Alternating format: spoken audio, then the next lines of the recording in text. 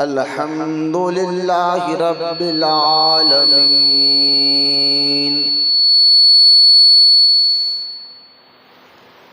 वस्सलातु वस्सलामु अला सय्यिदिल मुरसलीन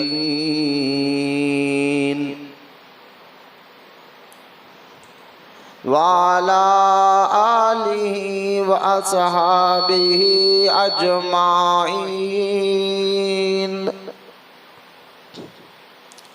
अम्मा बाद वक़ाल अल्लाहु तआला फिल क़ुरआनिल मजीद फ़अऊज़ु बिल्लाहि मिनश शैतानिर रजीम। बिस्मिल्लाहिर रहमानिर रहीम। या अय्युहल्लज़ीना आमनुत्तक़ुल्लाह व कूनु मअस्सादिक़ीन। आमन्तु बिल्लाहि सदक़ल्लाहुल अलिय्युल अज़ीम। वक़ाल अल्लाहु तआला बिशानि हबीबिहिल करीम इन्नल्लाहा व मलाइकतहु युसल्लूना अलन नबिय्यि या अय्युहल्लज़ीना आमनू सल्लू अलैहि व सल्लिमू तस्लीमा। अल्लाहुम्मा सल्लि अला सय्यिदिना व मौलाना मुहम्मद मादिनिल जूदि वल करम व अला आलिहि व बारिक व सल्लिम सलातन व सलामन अलैका या रसूलल्लाह सल्लल्लाहु तआला अलैहि व आलिहि व सहबिहि व सल्लम। अम्मा बाद, हर तारीफ और बड़ाई सिर्फ अल्लाह ताला के लिए है, जो सारे जहान का मालिक है, मुख्तार है और जो सारे जहान का पालनहार है। मैं इस बात की गवाही देता हूँ कि अल्लाह ताला के सिवा कोई इबादत के लायक नहीं, वो एक है, उसका कोई साथी और शरीक नहीं। और मैं इस बात की भी गवाही देता हूँ कि आप जो हमारे प्यारे आका और मौला हुजूर नूर रहमत कौनैन सल्लल्लाहु तआला अलैहि व आलिहि व सहबिहि व सल्लम अल्लाह ताला के आखिरी रसूल और उसके बरगुज़ीदा बंदे हैं। अल्लाह ताला हुजूर अकरम नूर मुजस्सम रहमत आलम सल्लल्लाहु ताला अलैहि व आलिहि व सहबिहि व सल्लम पर अहले बैत, सहाबा इकराम, ताबईन और तबे ताबईन, औलियाए उम्मत पर क़यामत तक बकसरत रहमतें और बरकतें नाज़िल फरमाता रहे। आमीन। मोहब्बत से एक मर्तबा दुरूद पाक पढ़ लीजिए। अल्लाहुम्मा सल्लि अला सय्यिदिना मौलाना मुहम्मद मादिनिल जूदि वल करम व अला आलिहि व बारिक व सल्लिम सलातन व सलामन अलैका या रसूलल्लाह सल्लल्लाहु तआला अलैहि व आलिहि व सहबिहि व सल्लम। मुअज़्ज़ज़ सामईन इकराम, अस्सलामु अलैकुम व रहमतुल्लाहि व बरकातुहू। आता जवाब आता, सलाम का जवाब मिलेगा। तुम लोग ऐसा गलती करो तो फायदा क्या है? फिर से सलाम करूंगा, इंशाल्लाह सब मिलकर जवाब देंगे। अस्सलामु अलैकुम व रहमतुल्लाहि व बरकातुहू।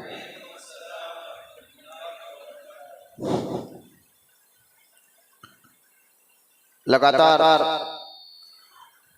शव्वाल का ये मुबारक महीना जब से शुरू हुआ है, तब से हम जो है मौजूदा हालात और हमारी जिम्मेदारी पर हम अपना एक मौजू, एक टॉपिक पर बयान कर रहे हैं।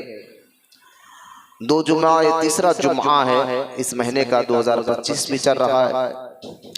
तो इंशाअल्लाह ताला ये तीसरा जुमा भी इसी टॉपिक पर रहेगा। खबर इसके अपने इस टॉपिक, इस मौजू पर आऊँ। आइए तरीक़ा अहले सुन्नत व जमात के मुताबिक सबसे पहले हमारा आप प्यारे आका करीम व रहमत कौनैन सल्लल्लाहु ताला अलैहि वसल्लम की बारगाह अक़दस में दुरूद पाक की अहमियत और फजीलत को समाअत करते चले, ताकि अल्लाह ताला हमें दुरूद पढ़ने का जज्बा और शौक़ अता फरमाए। हदीस पाक में आता है, हुज़ूर रहमत कौनैन सल्लल्लाहु ताला अलैहि वसल्लम ने इरशाद फरमाया, जब शबे जुमा आ जाए, यानी जुमेरात की रात, और जब जुमा का दिन आ जाए तो मुझ पर और दिनों से ज़्यादा शबे जुमा और जुमे के दिन बहुत कसरत से दुरूद पाक पढ़ा करो। वो इसलिए कि शबे जुमा और जुमे के दिन जो तुम मुझ पर दुरूद पढ़ते हो, वो दुरूद खास खुसूसन फरिश्ते मुझ तक पहुँचाते हैं। लिहाजा जुमे के दिन का एक खास वजीफा वो है दुरूद पाक। दुरूद पाक की अहमियत और फजीलत बेशुमार अहादीसे मुबारका में मौजूद है। दुरूद पढ़ने से अल्लाह ताला नेकी अता फरमाता है। दुरूद पढ़ने वालों को अल्लाह ताला उनके गुनाहों को माफ़ फरमाता है। दुरूद पढ़ने वालों को अल्लाह ताला उनके दर्जात को बुलंद फरमाता है। दुरूद पढ़ने वालों के अल्लाह ताला मुश्किलों को भी आसान फरमाता है। कई ऐसे वाक़यात अकाबिर औलियाए कराम बुजुर्गान दीन ने अपनी किताबों में लिखे हैं कि उनमें से एक वाक़या मिलता है कि एक बुजुर्ग जो है, क्योंकि पहले ज़माने में ज़्यादातर सफ़र पैदल या घोड़े या ऊँट जानवर पर हुआ करता था, और जिसके पास सवारी नहीं होती वो पैदल सफ़र करते थे, और ज़्यादातर रास्ते जंगलों से होकर गुजरते थे। जंगल बियाबान में कई कई दिन उनको गुजारना पड़ता था, दिन हो या रात। फिर जंगलों में अक्सर जो है जब रास्ते से गुजरते थे तो जानवरों का खतरा होता था, और फिर साथ ही साथ जो है डाकुओं का खतरा होता था कि कोई लूट ले, मार ले। इसलिए एक अल्लाह के नेक बंदे फरमाते कि मैं एक मर्तबा सफर में था और रात का जब वक्त हुआ, क्योंकि जंगल का वक्त था, सारा जंगल का इलाका था, और वहाँ बहुत ज्यादा जानवर की आवाज आ रहे थे, बड़े बड़े। और यहाँ तक कि अचानक मैंने देखा कि मेरे सामने एक बहुत बड़ा जानवर सामने आ गया। तो अल्लाह के वली फरमाते कि मैं एक झाड़ पर चढ़कर हुजूर सल्लल्लाहु ताला अलैहि वसल्लम की बारगाह अक़दस में कसरत से दुरूद पढ़ता रहा। दुरूद पढ़ने की बरकत ये हुई कि वो जानवर, और भी बहुत से जानवर तो जो झाड़ पर चढ़ सकते थे, वो जानवर ना झाड़ पर चढ़ सके और ना ही बीच में कोई नुकसान पहुंचा सके, बल्कि वहां से चले गए। अब फरमाते कि पूरी रात बिल्कुल मेरे दिल में भी अमन, सुकून, सकीना यानी इत्मीनान रहा, और किसी जानवर से मुझे कोई नुकसान नहीं हुआ, बल्कि मैं सही सलामत जंगल को पार करते हुए अपने मंजिल तक पहुंच गया। ये सारी बरकतें दुरूद पाक की फजीलत की वजह से, दुरूद पढ़ने की वजह से, ये सारी रास्ते की जो तकलीफें थे अल्लाह ताला ने मेरे लिए आसान फरमा दिए हैं। लिहाजा आज भी अगर बड़े यकीन और मोहब्बत के साथ दुरूद पाक पढ़े तो कई ऐसे वाक़यात है, कई लोगों ने आज भी सुनाए कि हम जब से दुरूद पाक पढ़े हैं अल्लाह ताला ने हमारे जिंदगी की तब्दीली फरमा दी। अल्लाह ताला ने हमें बरकत अता फरमाया, कारोबार में बरकत, घर में बरकत, और हमारे तमाम मुश्किलों को अल्लाह ताला ने आसान फरमा दिया। ये कई लोग आज भी इसका फायदा ले रहे हैं। लिहाजा कहने का मकसद यही है कि कसरत से दुरूद पाक पढ़ने की आदत बना ले कि इसका फ़ायदा आपको दुनिया में भी मिलेगा, खबर और आखिरत में भी इसका फ़ायदा आपको नज़र आएगा। अल्लाह ताला की बारगाह में मैं दुआ करता हूँ अल्लाह तमाम को कहने सुनने से ज़्यादा अमल की तौफीक अता फरमाए। आइए मोहब्बत और अक़ीदत के साथ हम सबके प्यारे आका करीम रहमते कौनैन सल्लल्लाहु ताला अलैहि वसल्लम की बारगाह अक़दस में दुरूद पाक का नजराना पेश करें ताकि मैं अपने उन्वान को आगे पहुंचा। पढ़िए दुरूद पाक। अल्लाहुम्मा सल्ली अला सय्यदना व मौलाना मुहम्मद मआदिन जूद वल करम वाला आलिहि व बारिक व सल्लिम सलातुन व सलामुन अलैका या रसूल अल्लाह सल्लल्लाहु ताला अलैहि व आलिहि व सहबिहि व सल्लम। मुअज़्ज़ज़ सामईन इकराम, लगातार 3 जुमा से दुनिया की मोहब्बत की वजह से मुसलमान जो अल्लाह पर यकीन रखता है, आखिरत पर यकीन रखता है, हम उन्हीं की बात कर रहे हैं। गैरों से मैं मतलब नहीं, हम अहले ईमान का जिक्र कर रहे हैं कि आज वजह क्या है कि मुसलमान जिसको यकीन है अल्लाह पर, आखिरत पर, क़यामत के दिन पर, फिर उसके अंदर तब्दीली क्यों नहीं आ रही है? वजह क्या है? क्यों उसको अंदर नेकी का जज्बा पैदा नहीं हो रहा है? क्यों उसके अंदर जो है दीन के लिए, नेकियों के लिए मोहब्बत क्यों नहीं आ रही है? वजह क्या है? तो इसी मौजू को समझाने के लिए आज के दौर में हम जो है ये सारी बातें बता रहे थे।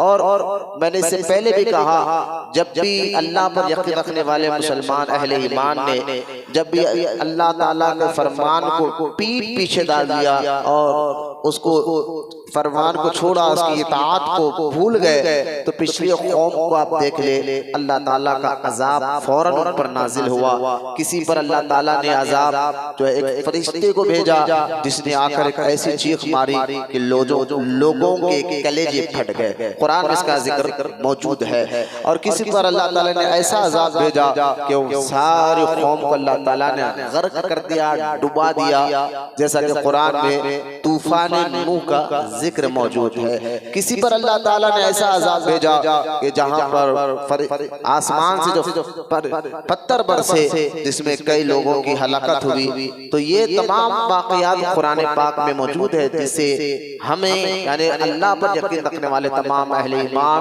मुसलमान को इससे सबक हासिल करना चाहिए कि जब भी कौम ने अल्लाह का फरमान, अल्लाह की इताअत को छोड़ा, अल्लाह के हुक्म को मानना छोड़ा, और तो अल्लाह का अजाब फौरन उन पर दाखिल हुआ है। ये सारे वाक़यात सुनने के बावजूद भी खास तौर पर हमारे अंदर तब्दीली क्यों नहीं आ रही है? तो मैंने यही बात बताई थी कि एक वजह है उसकी, हमारे अंदर दिल दिमाग में दुनिया की मोहब्बत समा गई है। और दुनिया किसको कहते हैं?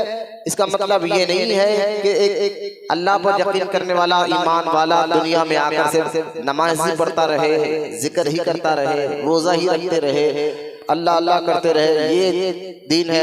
मेहनत करने जाए, हलाल रोटी कमाने जाए तो ये दीन नहीं है, ऐसा नहीं है। इस्लाम ये नहीं कहता कि आप तस्बीह लेकर मस्जिद में बैठे रहे और बस सारी जिंदगी ऐसा गुजारे, नहीं। मैंने इस पर भी बहुत खुलकर बताया था कि दुनिया का मतलब ये नहीं है कि आप मस्जिद ही में बैठे रहे, बल्कि दुनिया का आसान लफ्जों में हमारे बुजुर्गान दीन ने बताया, दुनिया का मतलब ये है कि अल्लाह को भूल जाना, उसके अहकाम को भूल जाना, यहाँ दुनियादारी आ गई है। लिहाजा ये सारी डिटेल हमारी मुकम्मल हुई। किस वजह से हमारे अंदर चेंजेस नहीं आ रहे हैं? एक दुनिया की मोहब्बत के, और उस पर हमने कई कुरान के आयात और अहादीस पाक पहले जुमा में, जो शव्वाल के पहले जुमा में हमने सुनाया है, वो इंटरनेट पर बयान मौजूद है। और फिर हमने दूसरी वजह ये बताई थी दुनिया की मोहब्बत के बाद कि क्यों मुसलमान आज के दौर में उसके अंदर दीन से दूरी और इस्लाम, कुरान, हदीस पर अमल करने का क्यों उसके अंदर जज्बा पैदा नहीं हो रहा है? वजह क्या है? तो दूसरी वजह मैंने बताया था कि आज के इस दौर में ढोंगी किस्म के, फेक किस्म के बाबा और फेक किस्म के मौलवी हजरात की वजह से भी जो है आज मुसलमान दीन से दूर होने की वजह ये भी है। एक तो दुनिया की मोहब्बत, तब्दीली नहीं आ रही है। दूसरा जो है ऐसे फेक किस्म के ऐसे पीर भी मिलेंगे, मैं सच्चे पीरों की बात भी नहीं कर रहा हूँ, और मेरी इस बात को जब रिकॉर्ड कर जाएगा तो सच्चे पीर भी नाराज भी नहीं होंगे। जो मैं कह रहा हूँ अच्छी तरह समझते हैं। मैं उन फेक 2 नंबर पीरों की बात कर रहा हूँ जो मुरीद को मुरीद करने के बाद ये जहन दे देते हैं कि तुम जो चाहे करो, आखिर में मैं तुम्हें जन्नत में लेकर ही जाऊंगा। इसलिए आप देख ले कि आज आपको ऐसे कई मुरीदीन मिलेंगे जो सूद का भी कारोबार करते हैं, जो कत्ल गारतगिरी भी कर रहे हैं, लोगों को लूट भी रहे हैं, लोगों के माल भी खा रहे हैं और फिर वो मुरीद भी है। तो ऐसे फेक किस्म के बाबा लोग की वजह से भी हमारे अंदर कोई तब्दीली, आज के मुसलमानों के अंदर कोई मिजाज में तब्दीली, गुनाहों से नफरत और नेकी से मोहब्बत नहीं आ रही है। दीन को लेकर, कुरान को लेकर, अहादीस को लेकर कोई जज्बा पैदा नहीं हो रहा है। दूसरी वजह ये बताया था कि हम क्यों तब्दील नहीं हो रहे हैं, ये दूसरी वजह थी। अब तीसरी वजह मैंने जुमा में ये बयान किया था गुज़िश्ता कि हमारे अंदर क्यों हमारी मिजाज तब्दील हो रही है, तो वो है सोहबत, संगत। तुम्हारा दोस्ताना किसके साथ है? आज हमारा दोस्ताना फाजिरों और काफिरों, मुशरिकों के साथ बड़े दिल लगाकर के दोस्ती हम करते हैं। फाजिर के साथ दोस्ती करते हैं, यानी अगर हम किसी से दोस्ती भी करते हैं, अगर वो काफिर और मुशरिक ना भी है, कम से कम फासिक और फाजिर के साथ हमारा दोस्ताना। फासिक उसको कहते हैं इस्लाम में, दीन में, कुरान और शरीयत में, फासिक उस आदमी को कहते हैं जो है होता तो मुसलमान है लेकिन सारे खुलेआम लोगों के सामने गुनाह करने वाला, यानी अल्लाह ताला की नाफरमानी करने वाला। एक बंदा खुलेआम है, सब मोहल्ला जानता है कि शराबी है, उसको फासिक कहा जाएगा। सारा मोहल्ला, सारे लोग जानते हैं कि बेनमाजी, नमाज नहीं पढ़ता, तो सारा उसको फासिक कहा जाता है, फाजिर कहा जाता है इस्लाम में, जुबान में, शरीयत की जुबान में। तो आज हमारे दोस्ताना फासिकों और फाजिरों जो ना नमाज पढ़ते हैं, ना रोजा रखते हैं और ना वो जो है दाढ़ी रखते हैं, इस वजह से आज ज्यादातर हमारा दोस्ताना, हमारी संगत, हमारी बैठक काफिर और मुशरिकों से ना भी हो, ऐसे लोगों के साथ ज्यादा हो रही है। इसलिए हमारे अंदर कोई जज्बा दीन को लेकर, कुरान को लेकर पैदा नहीं हो रहा है। बस जिंदगी जा रही है, बल्कि क़यामत के आसार में से अहादीस पाक में आता है। हुजूर रहमत कौनैन सल्लल्लाहु तआला अलैहि वसल्लम से जब पूछा गया हुजूर क़यामत करीब आने की क्या क्या निशानियां हैं, तो सरकार ने बहुत सी निशानियां बयान फरमाए हैं। वो तमाम में से मैं समझता हूँ एक यूं समझे, उलमा ने बयान फरमाया कि क़यामत की निशानियों में 2 निशानियां, एक सुगरा एक कुबरा। तो सुगरा यानी छोटी निशानियां, कुबरा यानी बड़े निशानियां। ये दोनों निशानियां जब जाहिर हो जाए लोगों के सामने, समझ जाओ कि क़यामत करीब है। हम मुसलमान हैं, हम अल्लाह पर यकीन रखने वाले लोग हैं, आखिरत पर, क़यामत पर यकीन रखने वाले लोग हैं। तो ये सारी बातें कोई किस्सा कहानी नहीं हो रही है, कुरान और हदीस की बात हो रही है। तो क़यामत की निशानियों में से जो निशानी हुजूर रहमत कौनैन ने बयान फरमाया था कि आप देखिए कि सुगरा निशानियां, तकरीबन छोटे निशानियां जाहिर हो रही है, उनमें से एक निशानी हुजूर ने ये भी बयान फरमाया था, सरकार अलैहिस्सलाम ने फरमाया था क़यामत की निशानियों में से एक निशानी ये भी है, साल महीनों के बराबर नजर आएगा। आप देख लीजिए ये हो रहा है। अभी रमजान शरीफ गुजरा तो यूं ऐसा दिख रहा है कि अब अगले साल तो तेजी के साथ दिन गुजर जा रहे हैं। तो हुजूर ने फरमाया साल महीनों के बराबर दिखेंगे, महीने हफ्तों के बराबर नजर आएंगे। एक महीना हो जाएगा, महसूस ऐसा होगा कि एक हफ्ता गुजरा जो आज हो रहा है। तो लिहाजा आस्तीन बाहर छोड़ कर, आस्तीन बाहर छोड़ के आओ, कैसे सिराज का क्यों? ठीक है, तुम बाहर ठहरो, जरा लोगों को मस्जिद की आदाब बताओ, कुर्सी पे बैठो। क्यों गए? हाँ, बेवकूफ का।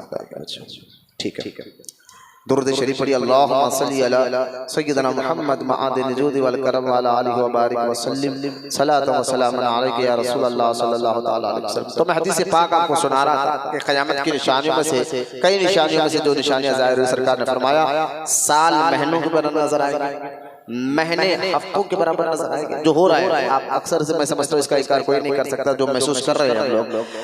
ऐसा दिख रहा है कि महीना अभी एक हफ्ता गुजरा और हफ्ते दिन के बराबर नजर आएंगे। ऐसा दिख रहा है कि बस एक दिन गुजरा, देखे देखे एक हफ्ता हो जा रहा है, हफ्ते दिन के बराबर नजर आएंगे, दिन घंटों के बराबर नजर आएंगे। 24 घंटे का दिन, लेकिन ऐसा दिखता है 1-2 घंटे में दिन हो गया है, और घंटे सेकंड के बराबर नजर आएंगे।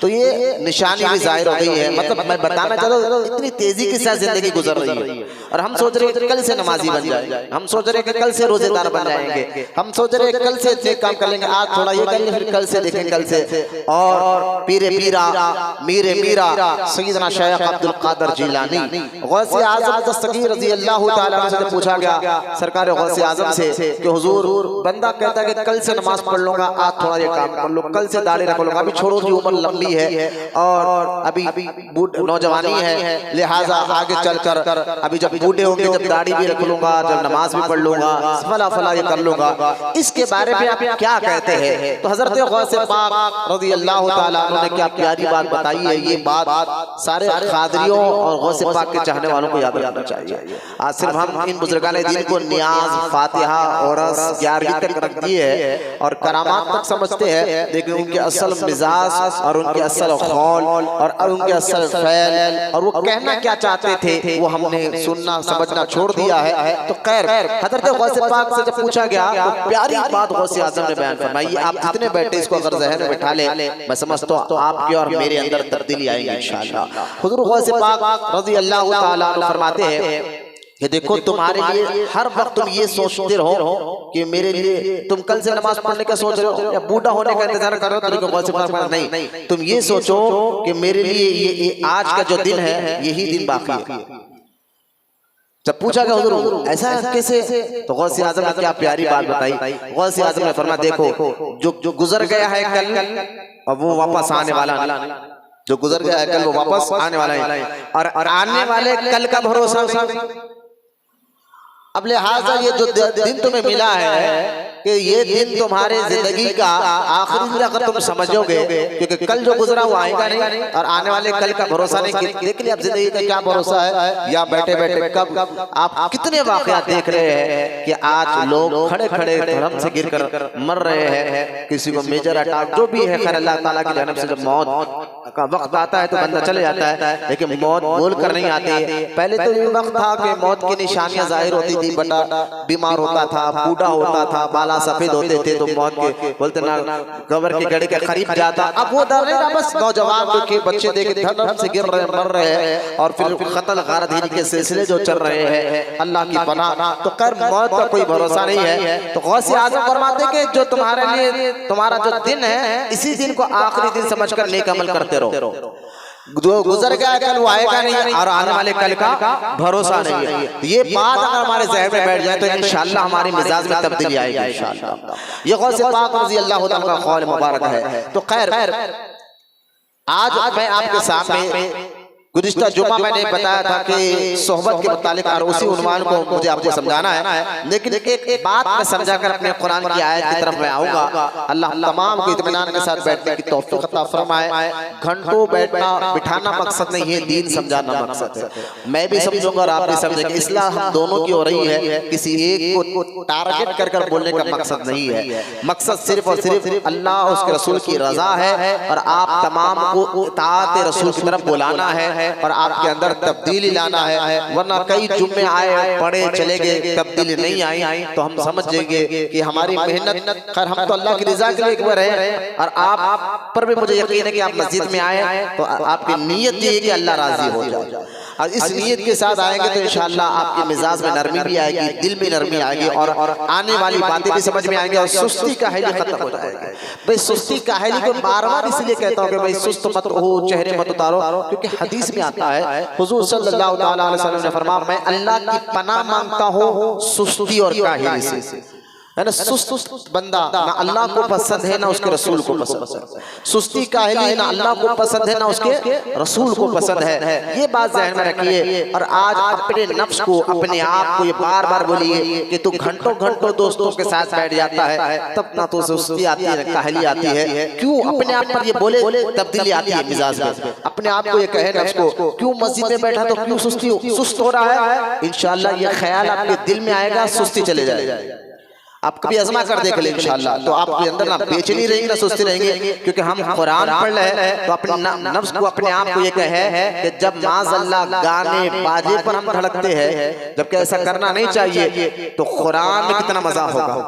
वो तो नाजायज हराम चीजों में हमारा दिल धड़कता है, मुचल कूद करते हैं, ऐसा करना गुनाह है। लेकिन समझाने के लिए कि कुरान और हदीस की बातों में कितना मजा होगा और उसके अंदर हमारा मिजाज कैसे तब्दील होना चाहिए। तो आइए मैं आपको एक बात बताता हूँ कि तब्दीली आने के लिए और एक चीज हमारे जहन में होना चाहिए। एक तो गौस पाक का खौफ मैंने सुना दिया, दूसरा कि हम दुनिया में हमारे आने का मकसद को समझना चाहिए कि हम दुनिया में क्यों आए हैं। इस वजह को और इस मकसद को भी आप समझना चाहिए कि क्यों दुनिया में हमें भेजा गया है। और ये बात सिर्फ ईमान वालों से हो रही है।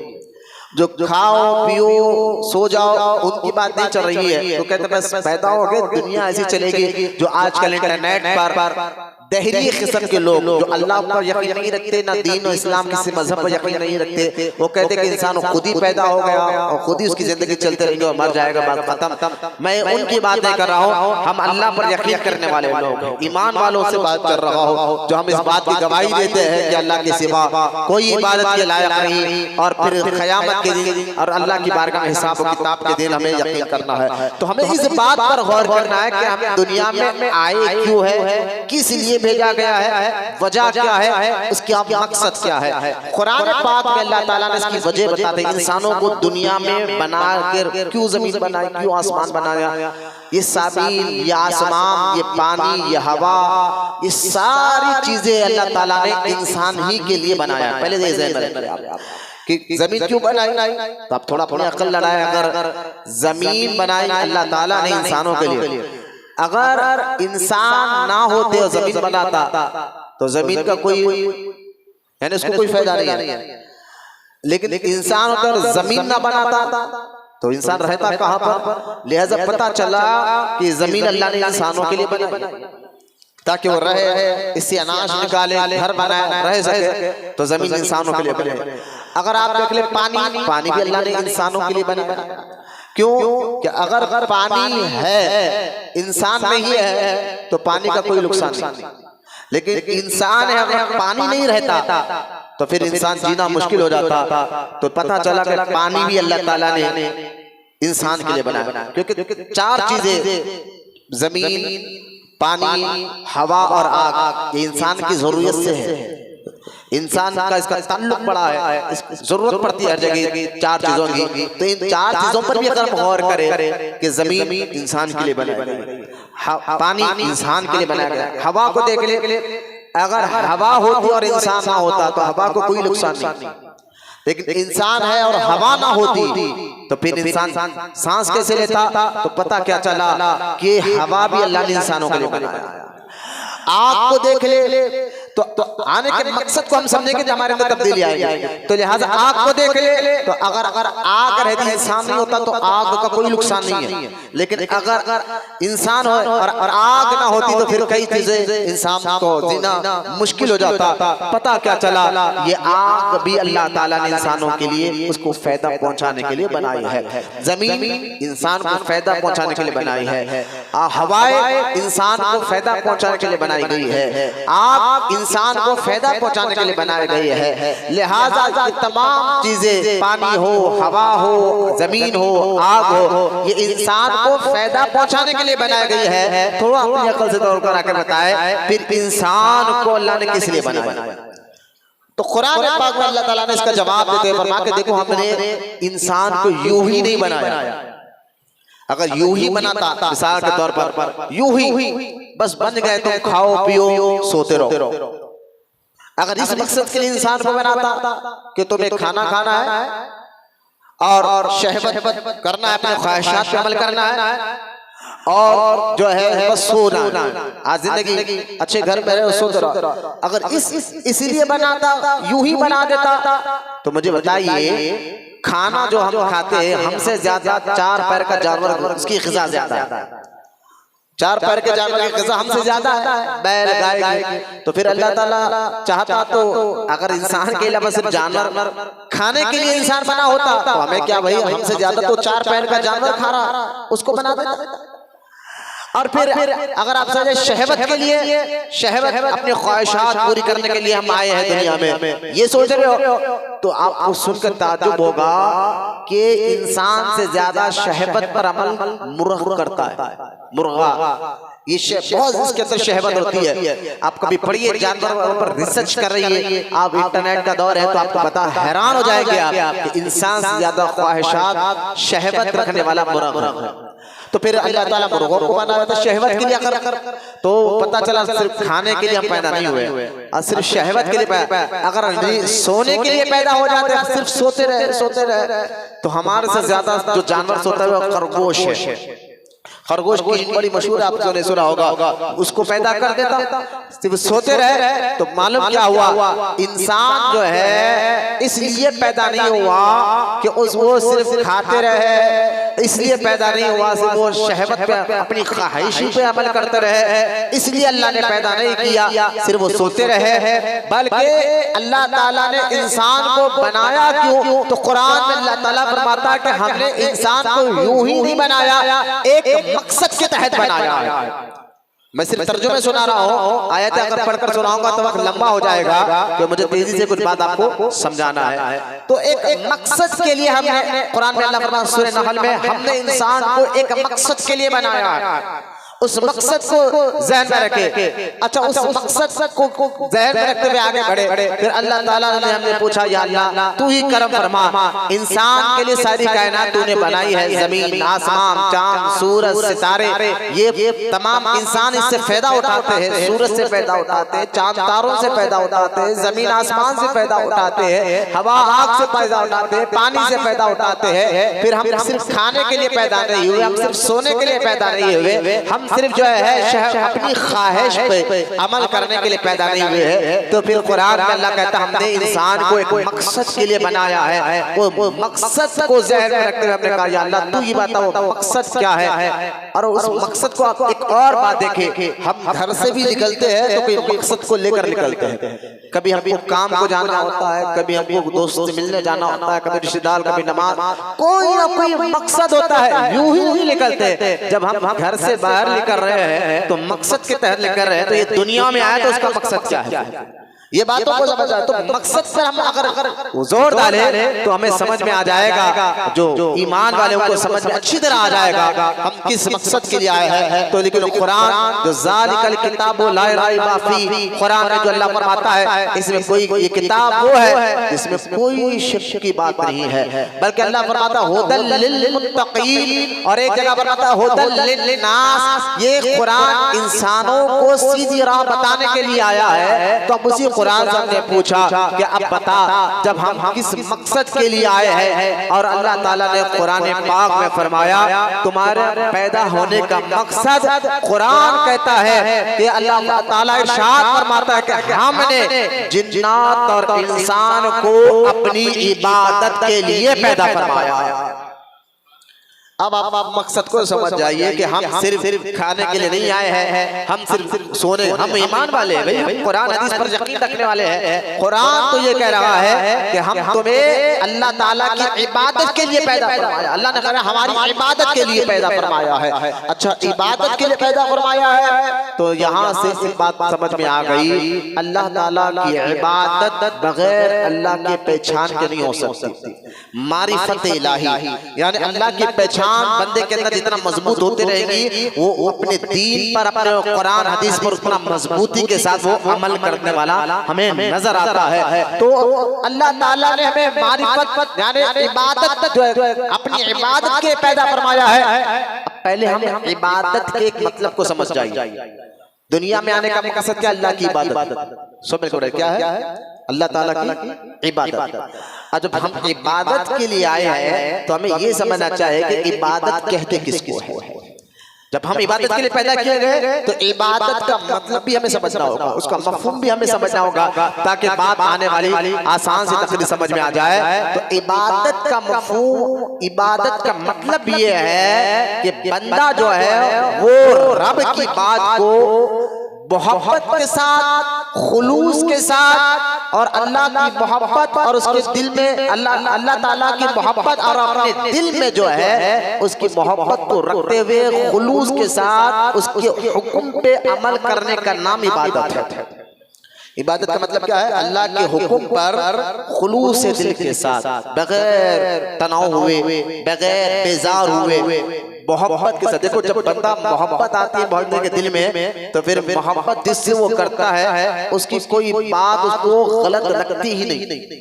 अगर वो गलत भी बोले, दुनिया भी ये मोहब्बत की बात बता रहा हूँ, मैं समझा रहा हूँ मैं आपको। मोहब्बत क्या है कि मोहब्बत जिससे हो जाती है ना, तो उस शख्स उस जात से मोहब्बत हो जाए, अगर उसके अंदर ऐब भी हो, उसके अंदर खराबी भी हो, दुनिया वाले कहेंगे कि देखो जिससे तुम मोहब्बत करते हो वो झूठा है, जिससे तुम मोहब्बत करते हो वो गलीस आदमी है, जिससे तुम मोहब्बत करते हो उसका खानदान सही नहीं है, जिससे तुम मोहब्बत करते हो उसके अंदर ये खराबी है। लेकिन आशिक यही कहेगा नहीं, मुझे तो कुछ नजर नहीं आ रही, क्योंकि मोहब्बत जो है जिससे मोहब्बत होती है उसके अंदर का ऐब हमें नजर नहीं आता। जिसको इसीलिए कहते हैं ना कि मोहब्बत बंदे को हमदी और बहरी बना देती है, ना उसको ऐब नजर आता है ना उसको ऐब सुने आता है। ये दुनियावी मिसाल की मोहब्बत देकर बता रहा हूँ, तो मुझे बताइए उस रब की मोहब्बत जो रब हर ऐब से पाक है, जो रब हर ऐब से पाक है, तो इबादत का मतलब भी है उस रब से मोहब्बत जो हर ऐब से पाक है। और उसकी मोहब्बत में उसके हुक्म, उसके मोहब्बत की पहचान क्या है, रब की मोहब्बत की पहचान क्या है कि जिसके दिल में वाकई रब से मोहब्बत हो तो उसकी पहचान ये है कि फिर वो रब के अहकाम पर अमल करता नजर आता है। मोहब्बत की भी एक पहचान होती है, यानी मोहब्बत की पहचान जैसा कि आप देखें, अगर माँ से कोई बेटा कहे कि अम्मी मैं आपसे बहुत मोहब्बत करता हूँ, बहुत चाहता हूँ मैं आपको, माँ कहे ठीक है बेटा तू मुझसे बड़ी मोहब्बत करता है, काम कर मेरे लिए एक गिलास पानी ला। बोले नहीं काम मुझसे नहीं होगा लेकिन मैं मोहब्बत करता हूँ। तो बेटा माँ कह रही है कि ठीक है मोहब्बत तो मुझसे करता है ना, तो एक गिलास थोड़ा पानी तो पिला देना, ये काम नहीं होगा लेकिन मैं मोहब्बत जरूर करता हूँ। तो आप मुझे बताइए कि एक बंदा जो है माँ से कह रहा है कि मैं मोहब्बत करता हूँ और माँ की बात मान भी नहीं रहा, तो ये मोहब्बत की पहचान नहीं है, मोहब्बत की ये पहचान नहीं है। मोहब्बत की पहचान ये है कि जिससे मोहब्बत की जाती है तो उसका कहना माना भी जाता है, उसका कहना माना भी जाता है। तो अब देखिए यही मोहब्बत इस्लाम अल्लाह और उसके रसूल की आपके लिए चाहता है, मेरे लिए चाहता है। तो और इसी मोहब्बत पे अमल करने का नाम इबादत है। जब बंदा अल्लाह को मान जाए कि वो एक है और उसके रसूल पर ईमान ला ले, तो पहले मोहब्बत होती है तभी तो उनके अहकाम पर मानता है। अगर वाकई हमारे अंदर मोहब्बत है दीन को लेकर, कुरान को लेकर, हदीस को लेकर, अल्लाह ताला से मोहब्बत और उसके रसूल से मोहब्बत है, तो उसकी आप पहचान क्या है कि मोहब्बत की पहचान यही है कि बंदा फिर नेक नजर आता है। मोहब्बत की पहचान ये है कि बंदा फिर अल्लाह के हुक्म पर अमल करते नजर आता है, और इसी का नाम इबादत है।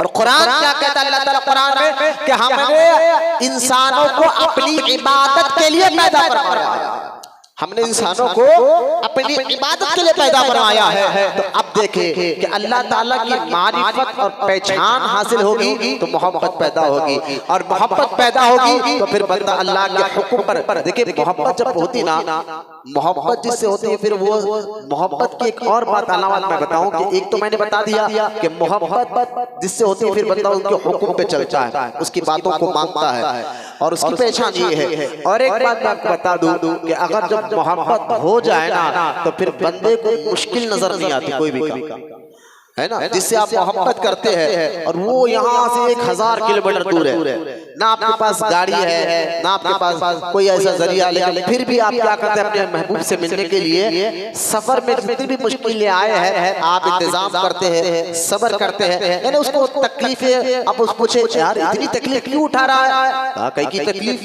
कि इतनी दूर जा रहा है, सब्र कर रहा है, मुश्किल पैदल जा रहा है, ये सारी तकलीफें नजर आ रही है। तो आशिक यही कहता है कि भाई जिससे मोहब्बत हो जाए ना फिर कोई तकलीफें भी नजर नहीं आती, कोई मुश्किलें भी नजर नहीं आती। ये दुनियावी मोहब्बत की मिसालें देकर समझा रहा हूँ। वो रब ताला जो कुरान में कहता है कि हमने इंसानों को अपनी इबादत के लिए पैदा फरमाया है, और उसकी मोहब्बत पर ये एक तकाजा ये है कि हम उसकी तरफ जाए और उसके अहकामात पर अमल कर ये जाहिर करे कि वाकई या अल्लाह हम तुझसे भी मोहब्बत करते हैं और तेरे भेजे तमाम नबियों रसूलों से भी मोहब्बत करते हैं।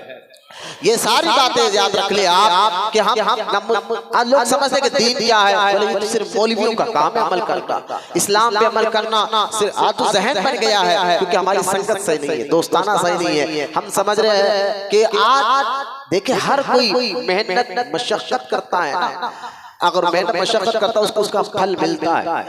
अब अगर आप कहेंगे आज के दौर में मौलाना जो हालात बन गए हैं, हालात जो बदतर बनते जा रहे हैं, लोगों का कितना भी कहो सुधार आने का नाम नहीं है। इतने जुम्मे में तकरीर होती है, इतने बातें बताई जाती है, लेकिन फिर भी बंदे के अंदर मिजाज में तब्दीली नहीं होती है। बाहर मार्केट में जाए, दोस्तों के साथ बैठे, फिर गाली गलौज, फिर वही हरकतें हमारी शुरू हो जाती है। जरा आप ये बताइए कि आज के इस दौर में भी बंदा क्या इस बात पे अमल कर सकता है कि उसके मिजाज हो जाए और उसकी हरकतें दुरुस्त हो जाए, उसकी आदतें सही हो जाए और बंदा दीन पे रहते हुए, दुनिया में रहते हुए दीन पे अमल करना उसके लिए आसान हो जाए? तो मैं कहूँगा हाँ, आपके इस दौर में क्या क़यामत तक जो अल्लाह से मोहब्बत करने वाला, अल्लाह की बात करने वाला बंदा, बात ज़हन में रख ले, हालात कुछ भी रहे लेकिन जो दीन पे अमल करता है अल्लाह ताला उसको जरूर कामयाबी अता फरमाता है।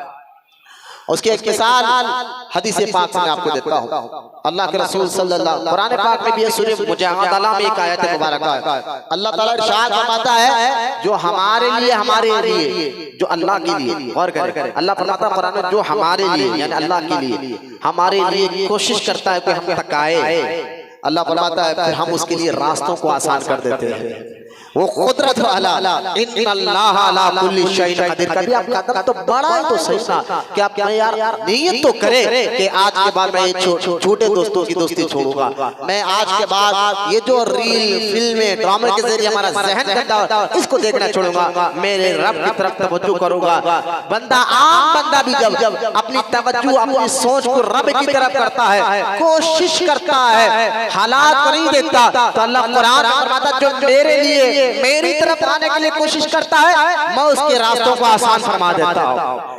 ये तो कुरान की आयत है। हदीस पाक सुने, हदीस पाक में आता है हुजूर अकरम सल्लल्लाहु ताला अलैहि वसल्लम ने इरशाद फरमाया कि बंदा अल्लाह की तरफ जाने के लिए एक कदम उठाता है, अल्लाह की तरफ जाने के लिए एक कदम उठाता है कि चलो ये सब छोड़ो, अल्लाह की रजा की जिंदगी गुजारूंगा, चाहे कुछ भी हो जाए, चाहे कोई भी नाराज हो जाए, लेकिन उसी बात पे अमल करूंगा जिस पे अमल करने का अल्लाह ने हुक्म दिया है, उसके रसूल ने हुक्म दिया है। माशरे को नहीं देखूंगा, खानदान को नहीं देखूंगा, रिश्तेदार को नहीं देखूंगा, दोस्तों को नहीं देखूंगा, कोशिश ही करूंगा उस बात पे अमल करूं जिससे अल्लाह राजी हो जाए। और इस नियत के साथ वो एक कदम उठाता है। हदीस हुजूर फरमाते हैं जब कोई बंदा अल्लाह को राजी करने के लिए, अल्लाह की मारिफत हासिल करने के लिए और अल्लाह ताला की रजा के लिए एक कदम उठाता है अल्लाह के लिए, हदीस में अल्लाह के रसूल फरमाते हैं फिर अल्लाह ताला उसके जब एक कदम उठाता है अल्लाह ताला उसकी तरफ 10 कदम के बाद, अल्लाह कदम से पाक है। हुजूर समझाने के लिए तुम अल्लाह के लिए एक कदम उठाओ, अल्लाह 10 कदम तुम्हारी तरफ बढ़ाता। अगर तुम अल्लाह के लिए दौड़ करो अल्लाह की रजा के लिए, हदीस में हुजूर फरमाते हैं जो अल्लाह के लिए दौड़ कराता है, एक कदम उठाए तो अल्लाह 10 कदम तुम्हारे तरफ आता है। तुम दौड़ कर अल्लाह की तरफ आओ तो हदीस में हुजूर फरमाते हैं अल्लाह तड़प कर तुम्हारे पास आता है। ये समझाने के लिए कि अल्लाह ताला आने जाने से पाक है, लेकिन बताने का मकसद ये कि अल्लाह की रहमत तुम्हारे इतने करीब आ जाती है। तो आप परेशान मत होइए कि आज जो हालात चल रहे हैं इस हालात में कोई बंदा दीन पे अमल कर सकता है। मैंने कहा ये शैतानी वसवसा छोड़ो, पहले आप नियत तो कर देखो, फिर अल्लाह ताला आपके मुश्किलों को कैसे आसान फरमा देता है। तो खैर दुनिया में आने का मकसद अल्लाह की इबादत है, और इबादत का मतलब क्या है? जिसके हुक्म पर अमल किया जाए, जिसके अहकाम पर अमल किया जाए, जिसके बताए तरीके पर अमल किया जाए, ये इबादत की पहचान है, अल्लाह की मोहब्बत की पहचान है। अब ये बात समझाने के बाद फिर मैं आपके सामने ये बात कर रहा था कि फिर हमारे अंदर तब्दीली आए कैसा, क्यों कर तब्दीली नहीं आ रही इतना समझाने के बाद भी? तो मैंने कहा था कि देखो एक सोहबत ऐसी चीज है जो बंदे को बिगाड़ कर रखती है। तो कुरान उसके बारे में, कुरान पाक में अल्लाह ताला इरशाद फरमाता है, ये आयत सुनिए आपको इंशाअल्लाह ईमान आपका ताजा हो जाएगा। कौन आ रहा जा रहा कोई तवज्जो ना दे, बिल्कुल इत्मीनान के साथ बैठकर, आज अल्लाह के घर में आप बैठे हुए हैं, इंशाअल्लाह आपका बैठना भी अभी से ये सोचे कि मैं अल्लाह के लिए आकर बैठा हूं। फिर देखा मैंने हदीस में सरकार ने तो बैठो तो सही ना, फिर अल्लाह करम फरमाता है। हमारे जहन में शैतान वसवसे डाल कर रखता है, छोड़ो ये हम यहाँ नेक बन सकते हैं। आज के दौर में माशरा लोग नेक बनने नहीं देंगे। मैंने कहा ये नफ्स और शैतान के धोखे को छोड़ो, ये ख्यालात को। अल्लज़ी युवस्विसु फी सुदूरिन नास, कुरान में अल्लाह फरमाता है वसवसे डालने वाले से अल्लाह की पनाह मांगो। अल्लज़ी युवस्विसु फी सुदूरिन नास मिनल जिन्नति वन नास, तुम्हारे अंदर वसवसे डालते कौन है? एक जिन होता है और एक इंसान होता है। इंसान आज इंसान नुमा शैतान भी होते जो आपको वसवसे डाल। छोड़ो यार, तुम कब से मौलवी बन बैठे, क्या तुम दाढ़ी रख रहे, नमाज पढ़े, दीन की बात कर, छोड़ो। आज के दौर में कोई भी दूध का धुला नहीं है, तुम छोड़ो ये दीन पे अमल करना। आओ वही शराब की महफिले, जुए की महफिले, वही गद्दे गालियां, वही जो है फिल्में ड्रामे, इसी पर हमारी इस बस खाओ पियो जवानी है। तो ये वसवसे इंसान नुमा शैतान में डाल देते हैं। छोड़ो ये तो मौलवियों का काम है, ये साहब लोगों का काम है। हम तो दुनिया में ऐश करने के लिए आए हैं। जो सिर्फ मैं यहाँ मुसलमानों की बात कर रहा हूँ, मुझे काफिर और मुशरिकों से मुराद नहीं है, मैं सिर्फ अहले ईमान की बात कर रहा हूँ जो अल्लाह पर यकीन रखते हैं। या बात उन्हीं की हो रही है। तो ये वसवसे डालने वालों से कुरान में अल्लाह फरमाता है अल्लज़ी युवस्विसु, अल्लाह की पनाह मांगो। किससे? मिनल जिन्नति वन नास, जिन्नात और इंसान से जो तुम्हारे अंदर वसवसे डालते हैं। तो ऐसे वसवसे डालने वाले कुरान को लेकर, हदीस को लेकर, दीन को लेकर, इस्लाम को लेकर कई किस्म के वसवसे डालते हैं। ऐसे लोगों से अल्लाह की पनाह मांगो, अल्लाह के लिए कदम बढ़ाओ, फिर अल्लाह ताला आसानी फरमा देता और आसानी फरमाकर तुम्हें अपनी कुर्बत और अपनी रहमत से ढांप लेता है। लिहाजा अब सवाल ये है कि ठीक है मौलाना, ऐसे कैसे कोई एक जरिया आसान सा आप बता दीजिए जिस जरिए से वो हम अपना ले तो हमारे दिल में कुरान से मोहब्बत पैदा हो जाए।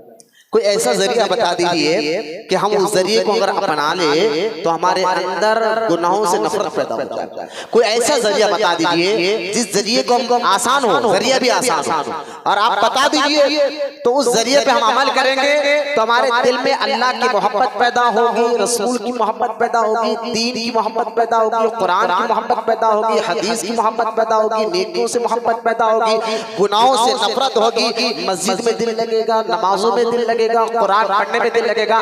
कोई ऐसा तो जरिया बता दे जो हमारे मिजाज को चेंज कर दे, हमारी आदत को चेंज कर दे, हमारे अखलाक को चेंज कर दे, हमारी आदतों को चेंज कर दे। ये जरिया बताए ताकि उस जरिए को हम अमल करें और अल्लाह को राज़ी कर ले।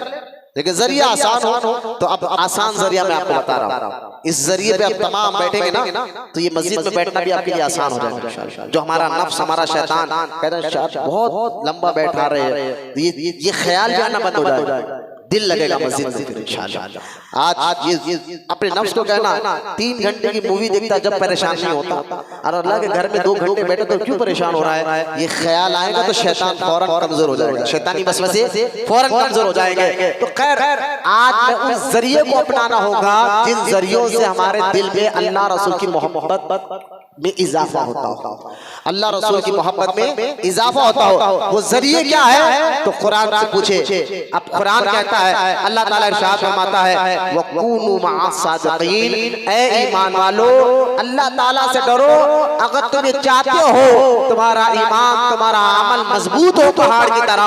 वकूनू मअस सादिकीन, सच्चों की सोहबत इख्तियार करो। ये कुरान की आयत मुबारक जो मैंने आपके सामने पढ़ी है, ये कितना बड़ा फरमान है कुरान पाक में, वकूनू मअस सादिकीन, अल्लाह के नेक बंदों के साथ हो जाओ। अब ये जरिया खुद अल्लाह ताला ने बयान कर दिया, खुद रब ताला ने ये जरिया बयान बता दिया। अगर तुम अल्लाह के नेक बंदों को पकड़ रहोगे तो तुम्हारी मिजाज तब्दील हो जाएगी, तुम्हारी सोच तब्दील हो जाएगी, तुम्हारे अंदर अल्लाह से मोहब्बत, रसूल से मोहब्बत, कुरान हदीस से मोहब्बत पैदा हो जाएगी। तो ये बेहतरीन जरिया है कि हम अपनी सोहबत को चेंज करें, अपनी संगत को चेंज करें। वक्त है इस वक्त भी कि आप चेंज तो कर देखें अल्लाह के लिए एक बार, फिर आपके अंदर तब्दीली ना आए तो फिर कहना ये रब का कलाम कभी गलत नहीं हो सकता, अल्लाह का कलाम कभी माज़अल्लाह गलत हो ही नहीं सकता। जब अल्लाह ने वाज़ेह तौर पर फरमा दिया वकूनू मअस सादिकीन, सच्चों के साथ हो जाओ, तो तुम्हारे अंदर चेंजेस आएंगे, तुम्हारे दिल में अल्लाह रसूल की मोहब्बत पैदा होगी। जैसा कि आप देखें, मैं इस आयत पाक का तफसीर बयान करता हूँ। अच्छा, ये जो तफसीर मैं बयान करने जा रहा हूँ, हमारे हैदराबाद दक्कन के बहुत बड़े बुजुर्ग, हैदराबाद दक्कन के बहुत बड़े बुजुर्ग हजरत सैयदना अब्दुल कदीर सिद्दीकी पिया रहमतुल्लाह ताला अलैह, जिनको हैदराबाद के लोग 65 साल 65 ईयर हुआ दुनिया से जाकर, 65 साल हुआ है दुनिया से जाकर, जिनमें आधा हैदराबाद बोल सकते आप, आधा हैदराबाद उनके मुरीदों में था। ये बहुत बड़े बुजुर्ग जिनको आधा हैदराबाद, हमारा हैदराबाद दक्कन नगर आज से 50-60 साल पहले पीछे चले जाए तो ये बहुत जबरदस्त इल्मी घराना था, जबरदस्त इल्मी घराने के, यानी बड़े बड़े लोग जो है इस इल्मी मुकाम इस जगह पे रहते थे। तसव्वुफ, तरीक़त और इल्म ज़ाहिर और इल्म बातिन, ज़ाहिरी इल्म और बातिनी इल्म दोनों के मुजमुआ, यूं समझिए कि दोनों के खजाने रखने वाले बड़े बड़े बुजुर्गान दीन यहाँ रहे हैं और यहाँ उनके आज मज़ारात भी है, आज भी उनका फैज़ान जारी है। लिहाजा हजरत अब्दुल कदीर सिद्दीकी पिया, जिनको लोग बहरुल उलूम के नाम से जानते हैं, बहरुल उलूम इल्म का समंदर रखने वाले, और आज देखिए बिल्कुल हमारे दरगाह के रोड के किनारे बिल्कुल गली में आपका मजार मुबारक आज में मौजूद है, चमक रहा है। अल्लाह उनके मजार को सलामत रखे। हजरत कदीर पिया रहमतुल्लाह ताला अलैह, जिन्होंने कई किताबें लिखी, कई किताबें लिखी दीन को समझाने के लिए, कुरान को समझाने के लिए। तो हजरत कदीर पिया रहमतुल्लाह ताला अलैह ये आयत मुबारका वकूनु मआ सादिकीन के तहत अपनी तफसीर, कुरान की तफसीर कदीरी में इस आयत को बहुत अच्छे अंदाज में हमें समझाया। ये तो मैं कई बड़े बड़े किताबों के हवाले दे सकता था, मैंने कहा नहीं, हैदराबाद के लोगों को चलो बताओ तो सही कि हमारे हैदराबाद में कैसे कैसे लोग थे। आप हैरान हो जाएंगे। एक सिलसिला जो है हजरत सैयदना सुल्तान महमूदुल्लाह हुसैनी अल चिश्ती अल कादरी रहमतुल्लाह ताला अलैह के जरिए से आज से 200 साल पहले चला था। मैं 300-400 साल पहले नहीं जा रहा हूँ, कुतुब शाही दौर नहीं जा रहा हूँ, मैं आपको 200 साल पहले की बात बता रहा हूँ। हमारे हैदराबाद दक्कन में ये सिलसिला चला था, जिनका मज़ार शरीफ आज भी अफजलगंज का जो पीएस है उसके बाद कब्रिस्तान के अंदर मौजूद है। कभी जाए हजरत सैयदना सुल्तान महमूदुल्लाह हुसैनी, बहुत बड़े बुजुर्ग गुजरे हैं, उनके मुरीद थे जिनका मज़ार जो है अंबरपेट के इलाके में आज भी मौजूद है, जिनका नाम मछली वाले शाह साहब रहमतुल्लाह अलैह। ये इतने बड़े बुजुर्ग थे मछली वाले शाह साहब रहमतुल्लाह ताला अलैह के इनके पास जो है उस दौर में 100-150 साल पहले की बात आपको बता रहा हूँ, 150-200 साल पहले हजरत मछली वाले शाह साहब रहमतुल्लाह ताला अलैह से इल्म हासिल करने के लिए, पढ़ने के लिए बगदाद से लोग आते थे, हैदराबाद, इराक से लोग आते थे, ईरान से लोग आते थे तसव्वुफ तरीक़त को समझने के लिए। सिर्फ तरीक़त तसव्वुफ हमारे पास क्या होगा, पीरी मुरीदी सिर्फ खवारी और खाना खिलाना होगा, नहीं, बातिन तुम्हारे अंदर से हसद कैसे निकले, तकब्बुर कैसे निकले, एक गंदी आदत है जो अल्लाह को पसंद नहीं हो, खत्म कैसा हो, तुम्हारी मिजाज तब्दील कैसा हो, इसको कहते हैं तसव्वुफ, इसको कहते थे तरीक़त, जो तुम्हारे मिजाज के अंदर नेकी का जज्बा पैदा करे, तुम्हारी आदतें बदल कर बताए। तो लिहाजा बड़े बड़े बुजुर्गान दीन गुजरे हैं। मछली वाले शाह साहब उस दौर में 200 साल पहले की बात है कि लोग इराक, बगदाद, हिंदुस्तान से तो आते थे, लेकिन इराक, बगदाद से भी लोग हैदराबाद आते थे ताकि ऐसे बुजुर्गों से इल्म हासिल करें। उन्हीं बुजुर्गों में से एक बुजुर्ग हजरत बहरुल उलूम कदीर पिया की ज़ात मुबारक, जिनसे पढ़ने के लिए, जिनसे इल्म हासिल करने के लिए दुनिया के बड़े बड़े लोग आते थे। अफसोस आज उनका मज़ार तो चमक रहा है, उनकी किताबों से सिर्फ अहले इल्म की बात नहीं कर रहा हूँ मैं, वो तो पढ़ते रहते हैं। एक आम मुसलमान को समझना चाहिए ये कितने बड़े बुजुर्ग आज उनका मज़ार मुबारक बिल्कुल यहाँ बहादुरपरा अंदर जो है चमक रहा है। अल्लाह उनके मज़ार को सलामत रखे और उनके मज़ार पर करोड़ों रहमतें बरसाए। आइए उनकी किताब कदीर पिया की किताब कुरान की तफसीर खदीरी से इस आयत का माना आपको समझाता हूं, जो कदीर पिया ने कहा है। बुजुर्गों के अकीदे, बुजुर्गों के अकीदे से हमारा ईमान भी ताज़ा होता है और अल्लाह रसूल पर यकीन भी मजबूत होता है। वकूनु मा सादिकीन का मतलब क्या है? कुरान में अल्लाह ताला कहा है ऐ ईमान वालों, ठीक है, ईमान तो ला लिया, बात ईमान तो हो गई, उठने जाने वालों को मत देखिए, मेरी तरफ तवज्जो दीजिए, ठीक है, हमारे अंदर बेचैनी खत्म हो जाए। देखो मियां, अगर कुछ काम है तो बाहर ही ठहरो, असद रोडियो पहलवानों सूदखोरों के साथ बैठने की आदत है। गौर करने की बात यह है, ईमान लाल ये आयत को देखिए, एक एक चीज को, इस आयत को मैं एक एक करके आपको समझाना चाहता हूँ। खदीर पिया रहमतुल्लाहि तआला ने बड़ी प्यारी बात कही है। इस आयत को समझिए, अल्लाह फरमाता है, पहले इस आयत को देखिए, तरतीब को गौर करें, मेरी तरफ तवज्जो दे, बहुत आसान करके उर्दू में समझा रहा हूं ताकि आपको बात समझ में आ जाए। पहले अल्लाह ताला इरशाद फरमाता है, या अय्युहल्लज़ीना आमनू, ऐ ईमान वालों। बात खत्म हो गई। तो यहाँ पर इस आयत में पता चला अल्लाह ताला जो कहना चाहता है सिर्फ ईमान वालों से, काफिरों मुशरिकों की बात नहीं चल रही, ईमान लाल, ठीक है, ईमान लाल। फिर अल्लाह फरमाता है, इत्तक़ुल्लाह, अल्लाह से डरो, ऐ ईमान वालों अल्लाह से डरो। ईमान तो ला लिए, अब अल्लाह से डरो। अल्लाह से डरो का मतलब क्या है? अल्लाह से डरने का मतलब क्या है? इसका मतलब ये नहीं है कि अल्लाह से डरो यानी एक बैठ कर कोने में रोते रहो, चीखा मारते रहो, ना ना ना। अल्लाह का डर जिसके दिल में होता है, अल्लाह का खौफ जिसके दिल में होता है, फिर वो बंदा, उसकी पहचान क्या है अल्लाह के डर की? अल्लाह के डर की पहचान ये है कि बंदा फिर तब्दील होता है। यानी अल्लाह कहता है इत्तक़ुल्लाह, अल्लाह से डरो, मतलब ये है कि नेक काम करो, गुनाह से बचते रहो। यानी अल्लाह से डरने का मतलब ये कि बंदा अमल करता रहे।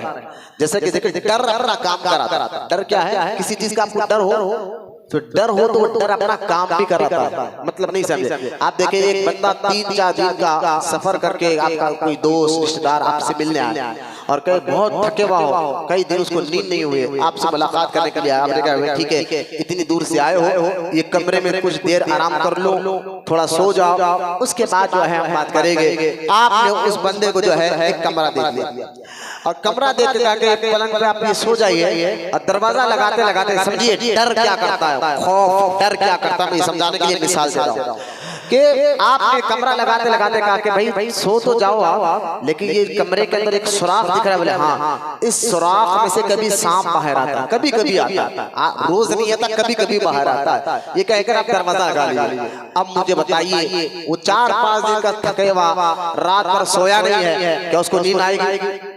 क्योंकि डर है ना, खौफ, डर अपना काम कराता है। कहाँ झटका लगा फौरन कहाँ सांप आ जाता है। तो डर जो है, मैं ये मिसाल देकर जाना, डर अपना काम कराता है। अगर वाकई डर हो, डर की बात कर रहा हूं, डर हो तो फिर बंदा जान बचाने के लिए बाहर भी नहीं निकलता। डर तो डर अपना काम कराता है। कुरान क्या कहता है? अल्लाह ताला फरमाता है, ईमान वालों अल्लाह से डरो।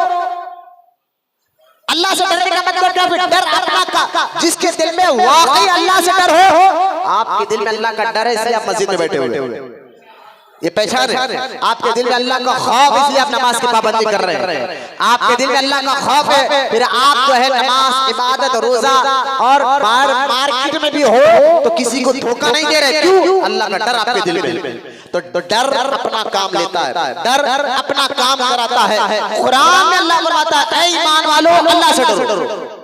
तो डर खौफ का मतलब क्या है? एक कोने में बैठकर रोते रहने का नाम नहीं है कि अल्लाह की इताअत करने का नाम अल्लाह का खौफ है। अल्लाह के हुक्म पे चलने का नाम अल्लाह का डर, खौफ है। तो लिहाजा बात गौर करें, बात यहाँ पर मैं बताना ही चाह रहा था, ऐ ईमान वालों अल्लाह से डरो। बात खत्म हो जाना चाहिए था ना, यानी ईमान तो ला लिए, अल्लाह से डरो, यानी इताअत करते रहो, अल्लाह के हुक्म पे अमल करते रहो। या अल्लाह बात खत्म कर दे, अब तो मसला हो गया। ये दो चीज तो काम आने वाली है क़यामत के दिन। ईमान के बाद क्या पूछा जाएगा? आप नमाज पढ़ते थे, नहीं पढ़ते थे? सबसे पहले हिसाब किताब नमाज का होगा, नेकियों का होगा। तो ये दो चीजें हैं ना, ईमान और अमल। ईमान और अमल, ये दो चीजें अहम है ना ईमान वाले के लिए, ईमान और अमल। तो बात खत्म हो जाना चाहिए। ईमान की भी बात हो गई और अमल की भी बात हो गई। ये दो चीजों में तुम मजबूत हो जाओ, तुम्हारी दुनिया में भी तुम कामयाब, खबर में भी कामयाब, आखिरत में भी कामयाब। दो चीज में तुम मजबूत हो गए, ईमान और अमल। बात खत्म हो जाना चाहिए। ईमान की बात हो गई, अमल की बात हो गई, बात खत्म हो जाना चाहिए। लेकिन अल्लाह ताला ने इस आयत को भी मुकम्मल खत्म नहीं किया, आगे फरमाया वकुन मा सादिक़ीन। अब इसकी क्या जरूरत पड़ी अल्लाह? इसकी जरूरत क्या पड़ी जब दो चीजें अहम है, ईमान और अमल। ईमान के बाद नमाज, रोजा, हज, ज़कात, हलाल हराम, यानी हलाल कमाओ, हराम से बचो, ये अमल।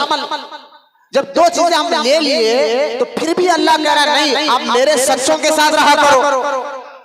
मेरे सच्चे बंदों के साथ रहा करो। सवाल ये उठता है बड़े गहराई का, मौला हमने तो ईमान ला लिया, अमल भी कर लिया, यही कामयाबी की पहचान है, यही कामयाबी की दलील है, फिर भी मेरे रब फिर तू कहता वकूनू मा सादिकीन, सच्चों के साथ क्यों रहे? तो यही तो जरूरत है, यही तो आपको समझाना है, यही तो बात आपको समझने की है। ईमान और अमल ये जबरदस्त दौलत है, ये ऐसी दौलत है पैसे से नहीं मिलती है, ये अल्लाह के फजल से मिलती है, अल्लाह के करम से मिलती है। तो इस जहां दौलत होती है, गौर करने की बात, जहां कीमती दौलत होती है तो उस दौलत को चोरी करने के लिए चोर भी और डाकू भी रहते हैं।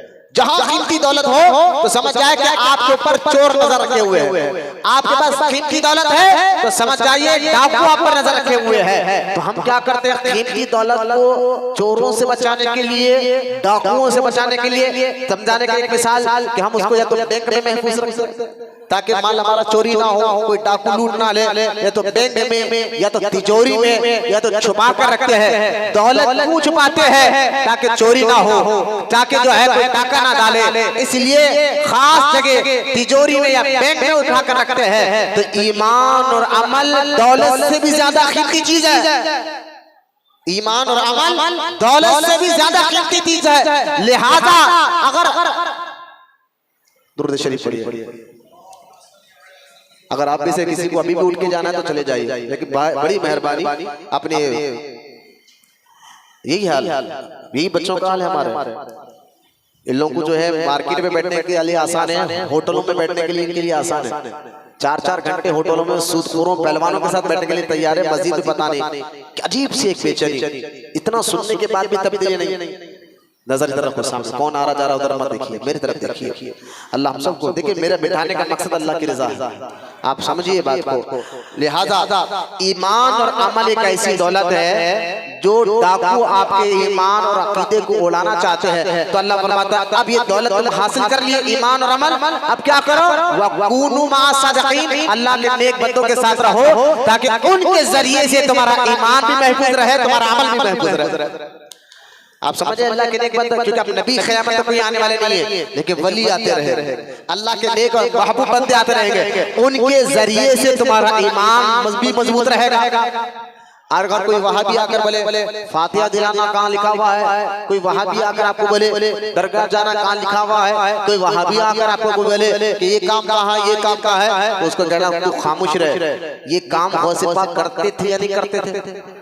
करते थे। गौसे पाक अल्लाह के नेक बंदे है या नहीं है? बोले है। गौसे पाक दरगाह जाते थे या नहीं जाते थे? जाते थे। तो खामोश बैठ, हम भी जाएंगे, हम भी जाएंगे। गरीब नवाज अल्लाह के नेक बंदे है या नहीं है? कोई माँ का लाल इसका इनकार नहीं कर सकता। हर कोई कहना नहीं, वो तो अल्लाह के नेक बंदे, ख्वाजा गरीब नवाज अल्लाह के नेक बंदे, मतलब ठीक है नेक बंदे। बोले हाँ, वो दरगाह जाते थे, हाँ जाते थे, वो फातिहा दिलाते थे, हाँ दिलाते, हम भी दिलाए, हम भी दिलाएंगे। अब वहां भी क्या करता है, अच्छा ये तुम गरीब नवाज को क्यों देख रहे हो? तुम्हें तो कुरान देखना है, तुम गरीब नवाज की बात क्यों कर रहे हो? कुरान की बात करो। तुम गौसे पाक की बात क्यों कर रहे हो? इसको बोलते हैं शहद में जहर देना, भटकाने के लिए कि तुम बुजुर्गों की बात छोड़ो, कुरान की बात करो। कुरान में क्या लिखा है, दरगाह जाना, फातिहा दिलाना। अब ये शहद में जहर देकर आपके ईमान को लूटना चाहते हैं ये लोग। और ईमान बहुत बड़ी दौलत है जो अल्लाह ताला नहीं चाहता कि आपके अंदर से ईमान की दौलत खत्म हो जाए। कोई डाकू आकर लूट ले, आपको वसवसे डाल दे, अल्लज़ी युवस्विसु फी सुदूरिन नास, तुम्हें वसवसे डालकर तुम्हारा अकीदा, तुम्हारा ईमान कमजोर करे। लिहाजा अगर कोई वहाबी ये कहे कि भाई तुम गौसे पाक की क्यों बात कर रहे हो, गौसे पाक दरगाह जाते थे हम भी जा रहे, गरीब नवाज दरगाह जाते थे हम भी जा रहे, बंदा नवाज दरगाह जाते थे हम भी जा रहे, लिहाजा तुम उनकी बात क्यों कर रहे? तुम कुरान की बात करो, तुम हदीस की बात करो। मैंने कहा देखो कुरान खुद कहता है कि ए ईमान वालों उनके रास्ते पर चलो जिन पर अल्लाह ने इनाम रखा है।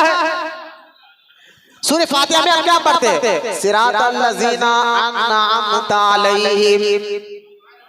ये जवाब आपको याद रहना चाहिए। वहाबियों का इतना सर का बच्चा जवाब देता, आप परेशान हो जाते हैं, हाँ कुरान में तो लिखा हुआ नहीं है, फिर हम क्यों जाए? भाई कुरान में सूरह फातिहा में इसका जवाब, कहीं आपको लंबा सूरा पढ़ने की जरूरत नहीं है किसी। मैंने कहा सूरह फातिहा की आयत को समझ जाए जो अल्लाह कुरान में कहता है उनके रास्ते पर चलो जिन पर अल्लाह ने इनाम रखा है।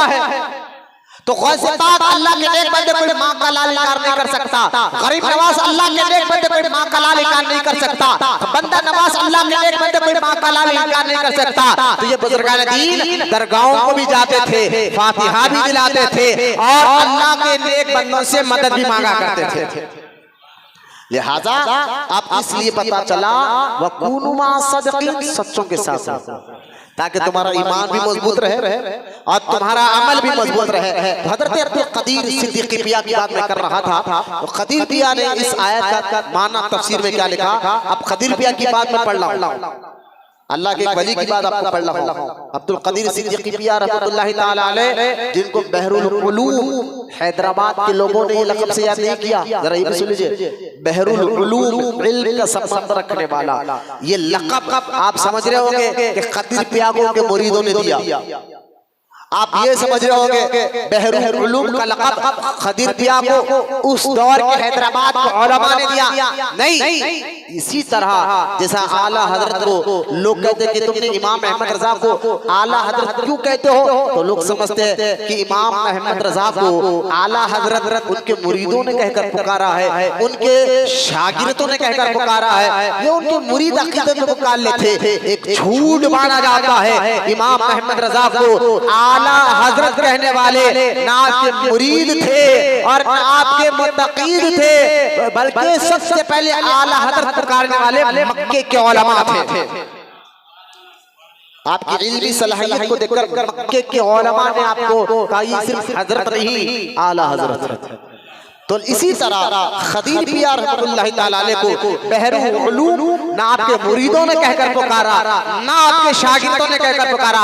अगर मुरीद कहकर पुकारते लोग कहते ठीक है मुरीद है भाई, पीर को अकीदे में पुकार रहा होगा। अगर आपके शागिर्द कहते कि आप बहरुल उलूम है, इल्म का समंदर रखते हैं, तो लोग कहते ठीक है भाई उनका शागिर्द है, उस्ताद को अदब में मोहब्बत में पुकार रहा है। खदीर पिया को बहरुल उलूम का लक़ब मुल्क के शाम के उलमा ने दिया था, हैदराबाद के नहीं ना हिंदुस्तान के, दमिश्क सीरिया मुल्क के शाम के उलमा में मौलाना जमालुद्दीन जो मुल्क के शाम के बड़े आलिम दीन थे, उन्होंने खदीर पिया की इल्मी सलाहियत और उनके इल्मी मुकाम मर्तबे को देखकर फरमाया था कि लोगों हिंदुस्तान के इलाके हैदराबाद से मुल्क के शाम में बहरुल उलूम आया है।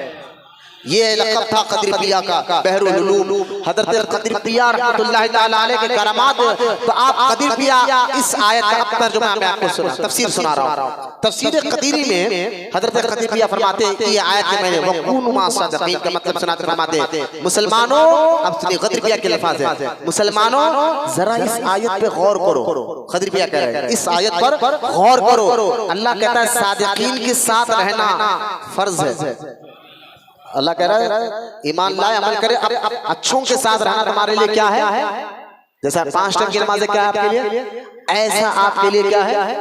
कदीर पिया कह रहे हैं तुम्हारे लिए सादिकीन के साथ रहना फर्ज है। क्यों? अच्छा, अब सादिकीन की पहचान क्या है? तो कदीर पिया कहते हैं कि या अल्लाह, कदीर पिया कह रहे हैं तुम ये सोच के परेशान होंगे अल्लाह के नेक बंदे सच्चों के साथ रहना है, तो संगत रहने के लिए सिर्फ उनके साथ बैठना ये संगत है या और भी कोई तरीके हैं? भाई एक बैठे हुए नेक बंदे उनके साथ आप बैठे हुए, ये तो संगत का है। लेकिन कदीर पिया कहते हैं इसके अलावा भी और भी जरिए हैं, आप उनके साथ रहने के बराबर गुज़रेंगे। तो अब कदीर पिया कहते हैं कि मैयत यानी संगत कई तरह से हो सकती है। कदीर पिया कह रहे हैं मैयत यानी संगत कई तरह से हो सकती है। अमल में उनकी तकलीद करना, बोले सुभान अल्लाह, ये कदीर पिया कह रहे हैं अमल में उनकी तकलीद करना ये उनके साथ रहने के बराबर है। जो कुरान में कहता है वकूनु मा सादिकीन, अमल करो लेकिन नेक बंदों की तकलीफ करो। उन्होंने क्या कहा अमल करो, तो अब देखिए कदीर पिया कहते हैं अमल में उनकी तकलीफ करना एक उनके साथ रहने के बराबर। दूसरा अकीदा वही इख्तियार करना जो उन बुजुर्गों का था। अकीदा वही इख्तियार करो, अकीदा ईमान है। अकीदा क्या है? अकीदे का दूसरा लफ्ज ईमान है, ईमान। तो खदीर क्या कह रहे हैं? वकूनु मा सादिकीन, जो अल्लाह कुरान में कह रहा है सच्चों के साथ रहो, तो इसका मतलब सिर्फ यही नहीं कि उनको देखकर उनके साथ बैठे रहो, ये तो है, लेकिन उनकी तकलीद करना भी उनके साथ रहने के बराबर है। उनका जो अकीदा है उसी अकीदे को अपनाने का नाम भी उनके साथ रहने के बराबर है। ये एक बात पर घंटे तकरीर हो सकती है, वक्त करीब आ रहा है। जो खदीर भैया कह रहे हैं, जो उनका अकीदा है, उनका अकीदा अपन इख्तियार करना, ये भी वक़ूनु मा सादिकीन के तहत आता है। अल्लाह के नेक बंदों के संगत रहने के साथ आता है। अब आप देख ले, अगर आज के इस दौर में मैं फिर कह रहा हूँ, कोई लड़ाई झगड़े की बात है, वहां भी सुनिए क्या आप कह रहे हैं, तो मैं कह रहा हूँ ठीक है, अगर आपको छानबीन करना है ना, छानबीन करना है कि कौन सच्चा है कौन झूठा है, इतने फिरके बने, फिरके तो बनेंगे, फिरके बनेंगे। क्यों? जामे तिरमिज़ी में यह हदीस है जो हसन का दर्जा रखती है। इमाम तिरमिज़ी कहते हैं यह हदीस हसन है, यानी हसन का दर्जा रखती है। अब सुने, इमाम तिरमिज़ी ने हदीस लाई, हुजूर अकरम सल्लल्लाहु अलैहि वसल्लम ने फरमाया मेरी उम्मत में 73 फिरके होंगे, 72 जहन्नमी और 1 जन्नती होगा। तो ये फिरके तो बनेंगे, क़यामत तक बनते रहेंगे ताकि तुम्हारा ईमान का इम्तिहान रहे। अब देखे फिर इनमें 1 जन्नती फिरका कौन होगा? तो खदीर क्या करे, जो उन बुजुर्गों का अकीदा, उस अकीदे को अपनाओ, तुम भी जन्नत में जाओगे। तो अब हमें टेंशन लेने की जरूरत नहीं है। हम तो ये कहते हैं कि या रसूलल्लाह कहना शिर्क नहीं है, ये हमारा अकीदा। या रसूलल्लाह कहना वहाबियों के नजदीक शिर्क है, हम कहते नहीं शिर्क नहीं, ये हमारा अकीदा है।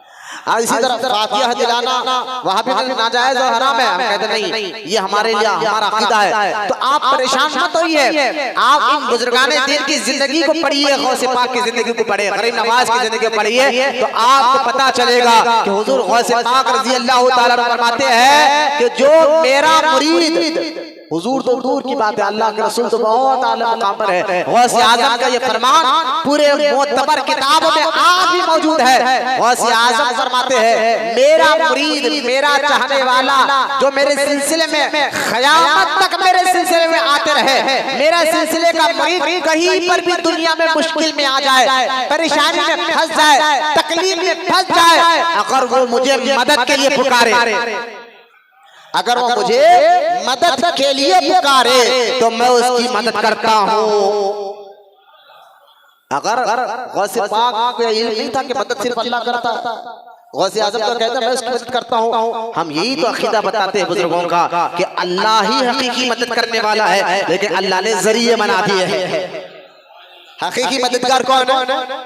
ये सारे मुसलमान मानते हैं हकीकी मददगार अल्लाह। उसकी मदद जाहिर किससे होती है? कभी उसकी अल्लाह की मदद जाहिर गौसे आज़म से हो जाती है, अल्लाह की मदद जाहिर कभी गरीब नवाज से हो जाती है, अल्लाह की मदद जाहिर कभी बंदा नवाज से हो जाती है, अल्लाह की मदद जाहिर कभी ये औलिया इकराम से हो जाती है। बस इसी तरह जैसा बारिश हकीकत में अल्लाह ताला बरसाता है, लेकिन जरिया अबर को बना देता है। भूख हकीकत में अल्लाह ताला मिटाता है, जरिया रोटी और चावल को बना देता है। प्यास हकीकत में अल्लाह ताला मिटाता है, लेकिन जरिया पानी को बना देता है। बस इसी तरह हकीकी मददगार अल्लाह ही है, लेकिन जरिया गौसो ख्वाजा को बना देता है। आप मुझे बताएं इसमें शिर्क कहां से आ गया, किधर घुस गया? अगर अल्लाह के अलावा कोई और को मदद के लिए पुकारा शिर्क होता तो गौसे आज़म शिर्क की दावत दे रहे माज़अल्लाह। गौसे आज़म आपको शिर्क बता रहे हैं, क्यों? मेरे मुरीद कहीं भी पुकारे मैं आऊंगा, उसकी मदद करूंगा, नहीं। ये अकीदे आज गड़े जा रहे हैं। तुम्हें अल्लज़ी युवस्विसु फी सुदूरिन नास, तुम्हारे अंदर वसवसे डालने वाले मिनल जिन्नति वन नास, इंसान भी होते हैं जिन्नात भी होते हैं। कि भाई अंगूठा क्यों चूम लिया? वसवसा डाल दिया। अरे भाई फातिहा दिला रहे, क्यों दिला रहे? वसवसा डाल दिया। अरे या गौस मदद कह रहे हो, अल्लाह तो मदद करने वाला है, इनको क्यों मदद मत करो? वसवसा डाल दिया। तो खैर ये वसवसे डालने वालों से अल्लाह की पनाह मांगे। खदीर पिया कहते हैं जो कुरान में अल्लाह ये कह रहा है वक़ूनु मा सादिकीन, अल्लाह के सच्चे बंदों के साथ रहो, तो संगत कई तरीके की होती है। एक उनकी तकलीद करना भी है, दूसरा उनका जो अकीदा है उसी अकीदे पे अमल करना भी है। ये मैं नहीं कह रहा हूँ, हुजूर बहरुल उलूम कह रहे हैं, हजरत खदीर पिया कह रहे हैं, यही अल्फाज मेरे आला हज़रत के भी। यही अल्फाज इमाम अहमद रजा के भी है। लोग कहते हैं ये बरेली वाले ऐसे ऐसे हैं। मैंने कहा खदीर पिया तो बरेली है, वो तो हैदराबादी है, वो भी यही अकीदा दे रहे हैं, तो आप बरेली पे क्यों इल्जाम लगा रहे हैं? तो पता चला सोना जंगल रात अंधेरी, जो आला हज़रत ने फरमाया सोना जंगल रात अंधेरी छाई बदली काली है, सोने वालों जागते रहियो चोरों की रखवाली है। आज चोर तुम्हें ईमान और अकीदे को लूटना चाहते हैं, सच्चों के साथ रहो, उनकी तालीमात के साथ रहो, उनके अकीदे के साथ रहो, तुम्हारा ईमान महफूज रहेगा। जो कुरान में अल्लाह कहता है सच्चों के साथ रहो। अब देखे फिर आगे खदीर पिया भी बात खत्म नहीं की, खदीर पिया ने आगे फरमाते खदीर पिया एक उनकी तकलीद करना, दूसरा उनका अकीदे को अपना इख्तियार करना, और तीसरा खदीर पिया उनके ख्याल में और उनकी धुन में रहना, सच्चों के ख्याल में और सच्चों की तालीमात के धुन में रहना। बोलो ना सुभान अल्लाह। एक एक लफ्ज़ देखे हुजूर खदीर पिया की बात कर रहा हूं। हम बुजुर्गाने दीन को सिर्फ करामत और रस तक ना रखे, कभी उनके तालीमात को भी पढ़े। अब खदीर पिया कह रहे हैं कि उनके ख्याल में और उनकी धुन में रहना ये भी उनके साथ रहने के बराबर है, ये भी मायत में शरीक है। अब देखे अब आगे खदीर पिया फरमाते सच्चों से मोहब्बत रखना भी उनके साथ रहने के बराबर। एक एक लफ्ज़ पर गौर करते जाइए, तकलीद करना उनके साथ, क्योंकि कुरान कह रहा है सच्चों के साथ रहो। ये हुक्म किसका है?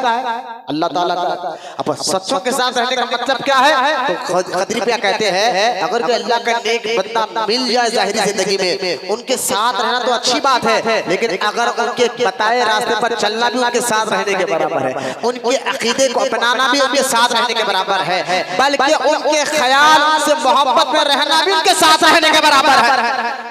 ये आयत पे हम सब अमल करेंगे इंशाअल्लाह। ये आयत कुरान का हुक्म है, उनकी मोहब्बत में रहना भी उनके साथ रहने के बराबर है। लिहाजा अल्लाह ताला खदीर पिया फरमाते हैं वमा कान अल्लाहु लियुज़ीबहुम व अंता फीहिम, यानी खुदा उनको, खदीर पिया कह रहे हैं खुदा उनको अजाब नहीं करता जब तक तुम उनमें हो। ये आयत पढ़कर कहते हैं कि हबीब आप ऐलान कर दो अपनी उम्मत से कि जब तक आप दुनिया में रहेंगे, आप यहाँ पर है, मैं आपकी उम्मत पर अजाब नहीं करूंगा। तो पता क्या चला इस आयत से खदीर पिया कहते हैं अच्छों के साथ रहने से अल्लाह ताला तुम्हारे ऊपर अजाब भी नहीं फरमाता है।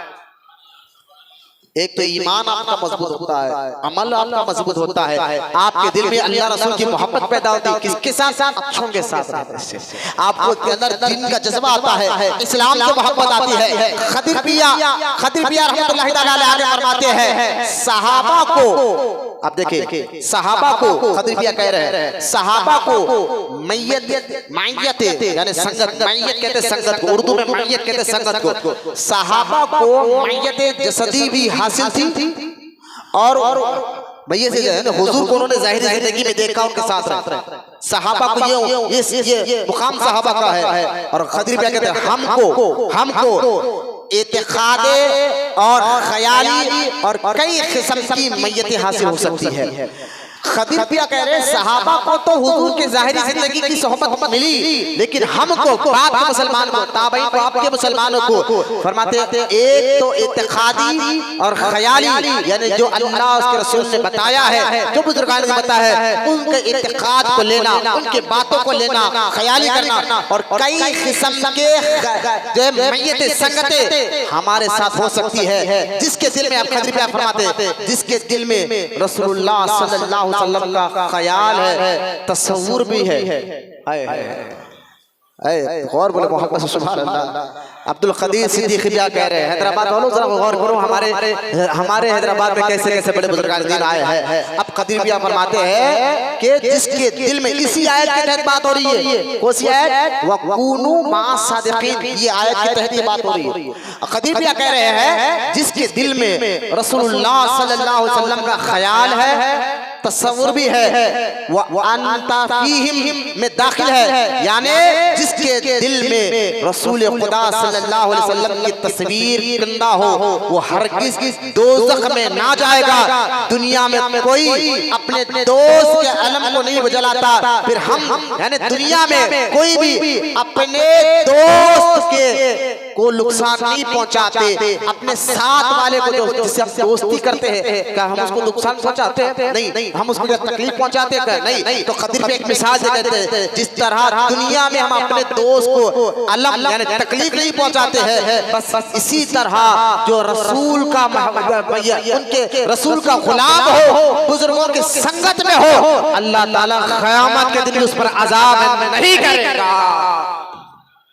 अब यहाँ खदीर पिया के एक और जुमला में आपको सुनाता हूँ, और अब्दुल खदीर सिद्दीकी पिया रहमतुल्लाह ताला अलैह ने यहाँ इस आयत की तफसीर में एक बहुत प्यारी बात कही है। दुरूद पाक पढ़िए, अल्लाहुम्मा सल्ली अला सय्यिदिना मुहम्मद मादिल जूद वल करम वाला आलिहि व बारिक वसल्लम। और एक बार दुरूद शरीफ पढ़िए, अल्लाहुम्मा सल्ली अला सय्यिदिना मुहम्मद मादिल जूद वल करम वाला आलिहि व बारिक वसल्लम। अब देखिए खदीर पिया क्या कहते हैं, मतलब देखिए एक लफ्ज़ पर गौर करें, वकूनु सादिकीन के तहत आयत हो रही है, यानी अल्लाह कहता है सच्चों के साथ रहो। तो सच्चों के ख्यालात में रहना भी उनके साथ रहने के बराबर, सच्चों के अकीदे को अपनाना भी उनके साथ रहने के बराबर। ये खदीर क्या कह रहे हैं, सच्चों के तस्वुर में रहना भी उनके साथ में रहने के बराबर। एक बंदा अगर मदीने पाक का तस्वुर करे और हुजूर के शमाइल को पढ़े, बैठने जी बड़े बुजुर्ग की तरह बैठने जा, मेरा हुजूर के शमाइल को अगर पढ़े, हुजूर के बहुए मुबारक कैसे थे, हुजूर के पेशानी मुबारक कैसे थी, हुजूर के आँख मुबारक कैसे थे, हुजूर के गाल मुबारक कैसे थे, हुजूर के होठ मुबारक कैसे थे। ये मैं अपने चेहरे को समझाने के लिए बता रहा हूँ, ये चेहरा काबिल नहीं है, मैं बता रहा हूँ। देखिए हुजूर दिखते कैसा थे होंगे, अगर ये तस्वुर कोई आपने ज़हन में लाए तब भी बंदा हुजूर के मैयत में रहने के बराबर, इस तस्वुर को भी साथ लाए। खदीर पिया कहते हैं हुजूर के ख्याल में रहना वकूनु मा सादिकीन की आयत के तहत है। अब सवाल है कि मौलाना आप बताइए कि हुजूर दिखते कैसा थे, तो मैं आपको सिर्फ एक हदीस सुनाता हूँ, इससे आप अंदाजा कर लें। आसान लफ्ज़ों में शमाइल कहाँ पढ़ेंगे आप, जो होलिया बनाते हैं, अब आपको उतनी बारीकी आपको कहाँ समझ में आएगी, लेकिन जो हदीस में आपको सुनाने जाओ इससे आप अंदाजा कर लेंगे हुजूर दिखते कैसा। हदीस में आता है, ये हदीस सही बुखारी किताबुल हज में, जब इमाम बुखारी ने हज का जिक्र किया, बेटा सीधा बैठो, अगर आपको तकलीफ तो अलग बात है, लेकिन सीधा बैठो, हदीस हो रही है, अदब के साथ सुनना, ये भी एक अदब है, बिल्कुल अदब के साथ बैठिए। सुस्ती काहली तो बाहर जाकर टहल कर आ जाइए, कोई लूरी नहीं हो रही, कहानी नहीं हो रही है, दीन सिखाया जा रहा है। वकूनु मा सादिकीन, सच्चों के साथ रहने का मतलब कि आपको बताया जा रहा है, तस्वुर अच्छों का तस्वुर करना अच्छों के साथ रहने के बराबर है, अच्छों की बातों पे अमल करना अच्छों के साथ रहने के बराबर है, अच्छों के अकीदे पे अमल करना अच्छों के साथ रहने के बराबर है। ये खदीर पिया कह रहे हैं। अब खदीर पिया कह रहे हैं कि तस्वुर में रहना ये भी हुजूर के साथ रहने के बराबर। बंदा आज हुजूर की ज़ाहिरी जिंदगी तो नहीं अपना सकता, लेकिन तस्वुर में हुजूर के ख्यालों में गुम होकर हुजूर के साथ रहने का सवाब जरूर मिल सकता है। तो खदीर पिया के कहने के मुताबिक देखिए, मैं आपको एक हदीस सुना रहा हूँ कि हुजूर दिखते कैसा थे। तो अब शमाइल बताऊंगा तो शायद इल्म में चंद लोग को समझ में आया, चंद को समझ में नहीं आया कि ये ड्राइंग का हमारा ये फील्ड नहीं है। अब सुने हदीस सुनाकर आपको बात अंदाजा कर लेगा। किताबुल हज, इमाम बुखारी हदीस जहाँ हज का जिक्र किया है, सहाबा कहते हैं कि हुजूर सल्लल्लाहु ताला अलैहि वसल्लम जब अरफात के मैदान में अपने दोनों हाथ बुलंद कर तवज्जो कर अपने दोनों हाथ बुलंद कर अल्लाह के रसूल सल्लल्लाहु अलैहि वसल्लम दुआ कर रहे थे, तो हमारी नजर हुजूर के बगलों पर गई, बगल मुबारक पर गई। आप देखिए बगल क्या है, ये कसाफत की जगह है। बगल की जगह क्या है, कसाफत। और ये चेहरा जो है इसको कहते हैं लताफत। ये कसाफत की जगह है, चेहरा लताफत की जगह है। चेहरे पर कसाफत नहीं आती, बगल में लताफत नहीं आती। मतलब क्या है, यूं समझिए कि कसाफत यानी बगल क्या है, यहाँ का चमड़ा सख्त होता है, कड़क होता है बगल का चमड़ा, और वहां पर जो है कसाफत यानी पसीना जमा होता है, वहां पर बदबू पैदा होती है, कसाफत उसको कहते हैं। जहां पसीना जमा हो, जहां बदबू जमा हो, जहां बाल, इसलिए तो हुक्म है कि 15 दिन में कम से कम 15 दिन में एक बार बगल के बाल साफ करें। 40 दिन के अंदर तो काटनी है, लेकिन 15 दिन के अंदर तो कम से कम कर ले, ताकि तुम्हारे अंदर की कसाफत खत्म हो। तो बगल क्या है? कसाफत की जगह जहां पसीना पैदा होता है, जहां का चमड़ा जो है बदबूदार होता है, और चेहरा क्या है? लताफत की जगह चेहरे का चमड़ा नरम होता है, यहाँ चमक पैदा होती है, यहाँ पर शाइनिंग रहती है। लिहाजा अब ये आम बंदों की बात है, अब हुजूर के लिए सुने। है बोले ना मोहम्मद से सुभान अल्लाह। मैं क्या बताऊं हुजूर दिखते कैसा थे, हुजूर का चेहरा कैसा था, हुजूर के बहुए मुबारक कैसे थे, हुजूर के कान मुबारक कैसे थे। मैं आपका इश्क की बात हो रही है, जज्बा बड़े अदब के साथ बात सुने, गौर से सुने मेरी बात को। चेहरा कैसा दिखता था क्या बताऊं, कि होलिया शमाइल मुबारक हुजूर के कैसे थे मैं कैसे बताऊं।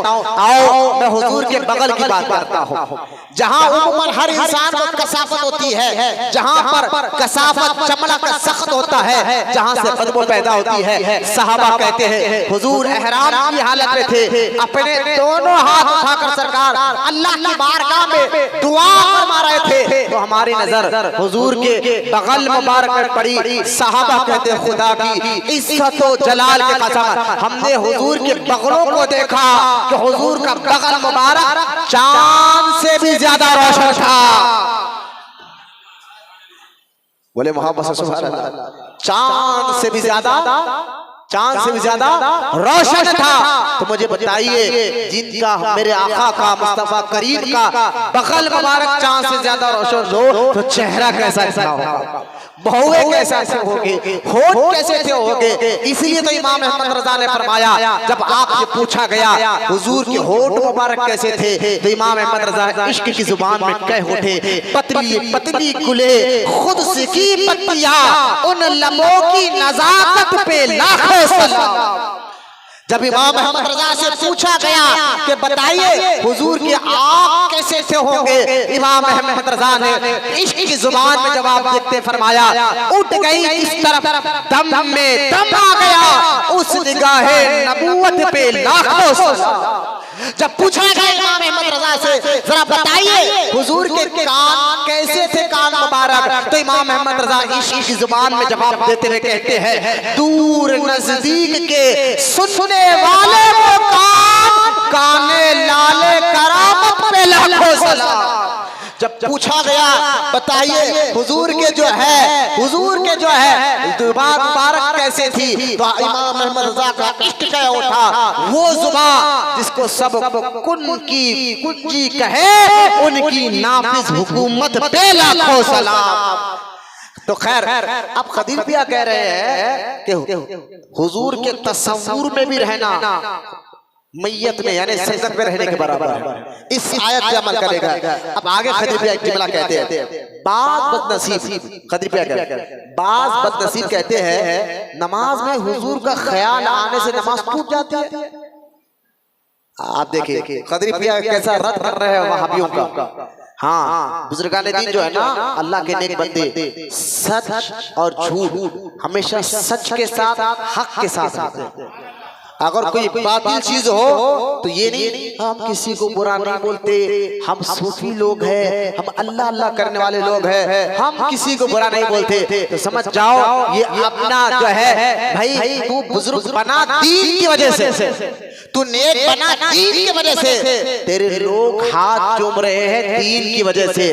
दीन पहले अहम है, कुरान पहले अहम है, ईमान पहले अहम है। अगर कोई बंदा दीन पर हमला करे, ईमान पर हमला करे, ईमान की जान हुजूर की जात मुबारक है, उन पर हमला करे और तू कहे छोड़ो, वो कह रहा है तो कहने दो, मैं किसी को बुरा नहीं बोलता, तो असल से जो दीन की वजह से इज्जत मिली थी, तू उस लायक नहीं है। अरे अल्लाह का नेक और महबूब वो होता है जो सच का साथ देता है, यानी सच को जाहिर करता है और बातिल से भी लोगों को इशारा करता है। खदीर पिया कह रहे हैं बदनसीब है वो लोग जो कहते हैं कि नमाज में हुजूर का ख्याल आने से नमाज टूट जाती है, बल्कि इन लोगों ने यहाँ तक लिखा कि नमाज में बीवी का ख्याल आ जाए, जानवर का ख्याल आ जाए, नमाज नहीं टूटती, लेकिन माज़अल्लाह नबी का ख्याल आने से नमाज टूट जाती है। खदीर पिया रहमतुल्लाह तआला अलैहि ने ऐसे लोगों को फटकार लगाते हुए कहा बदनसीब है तू तो ये कह रहा है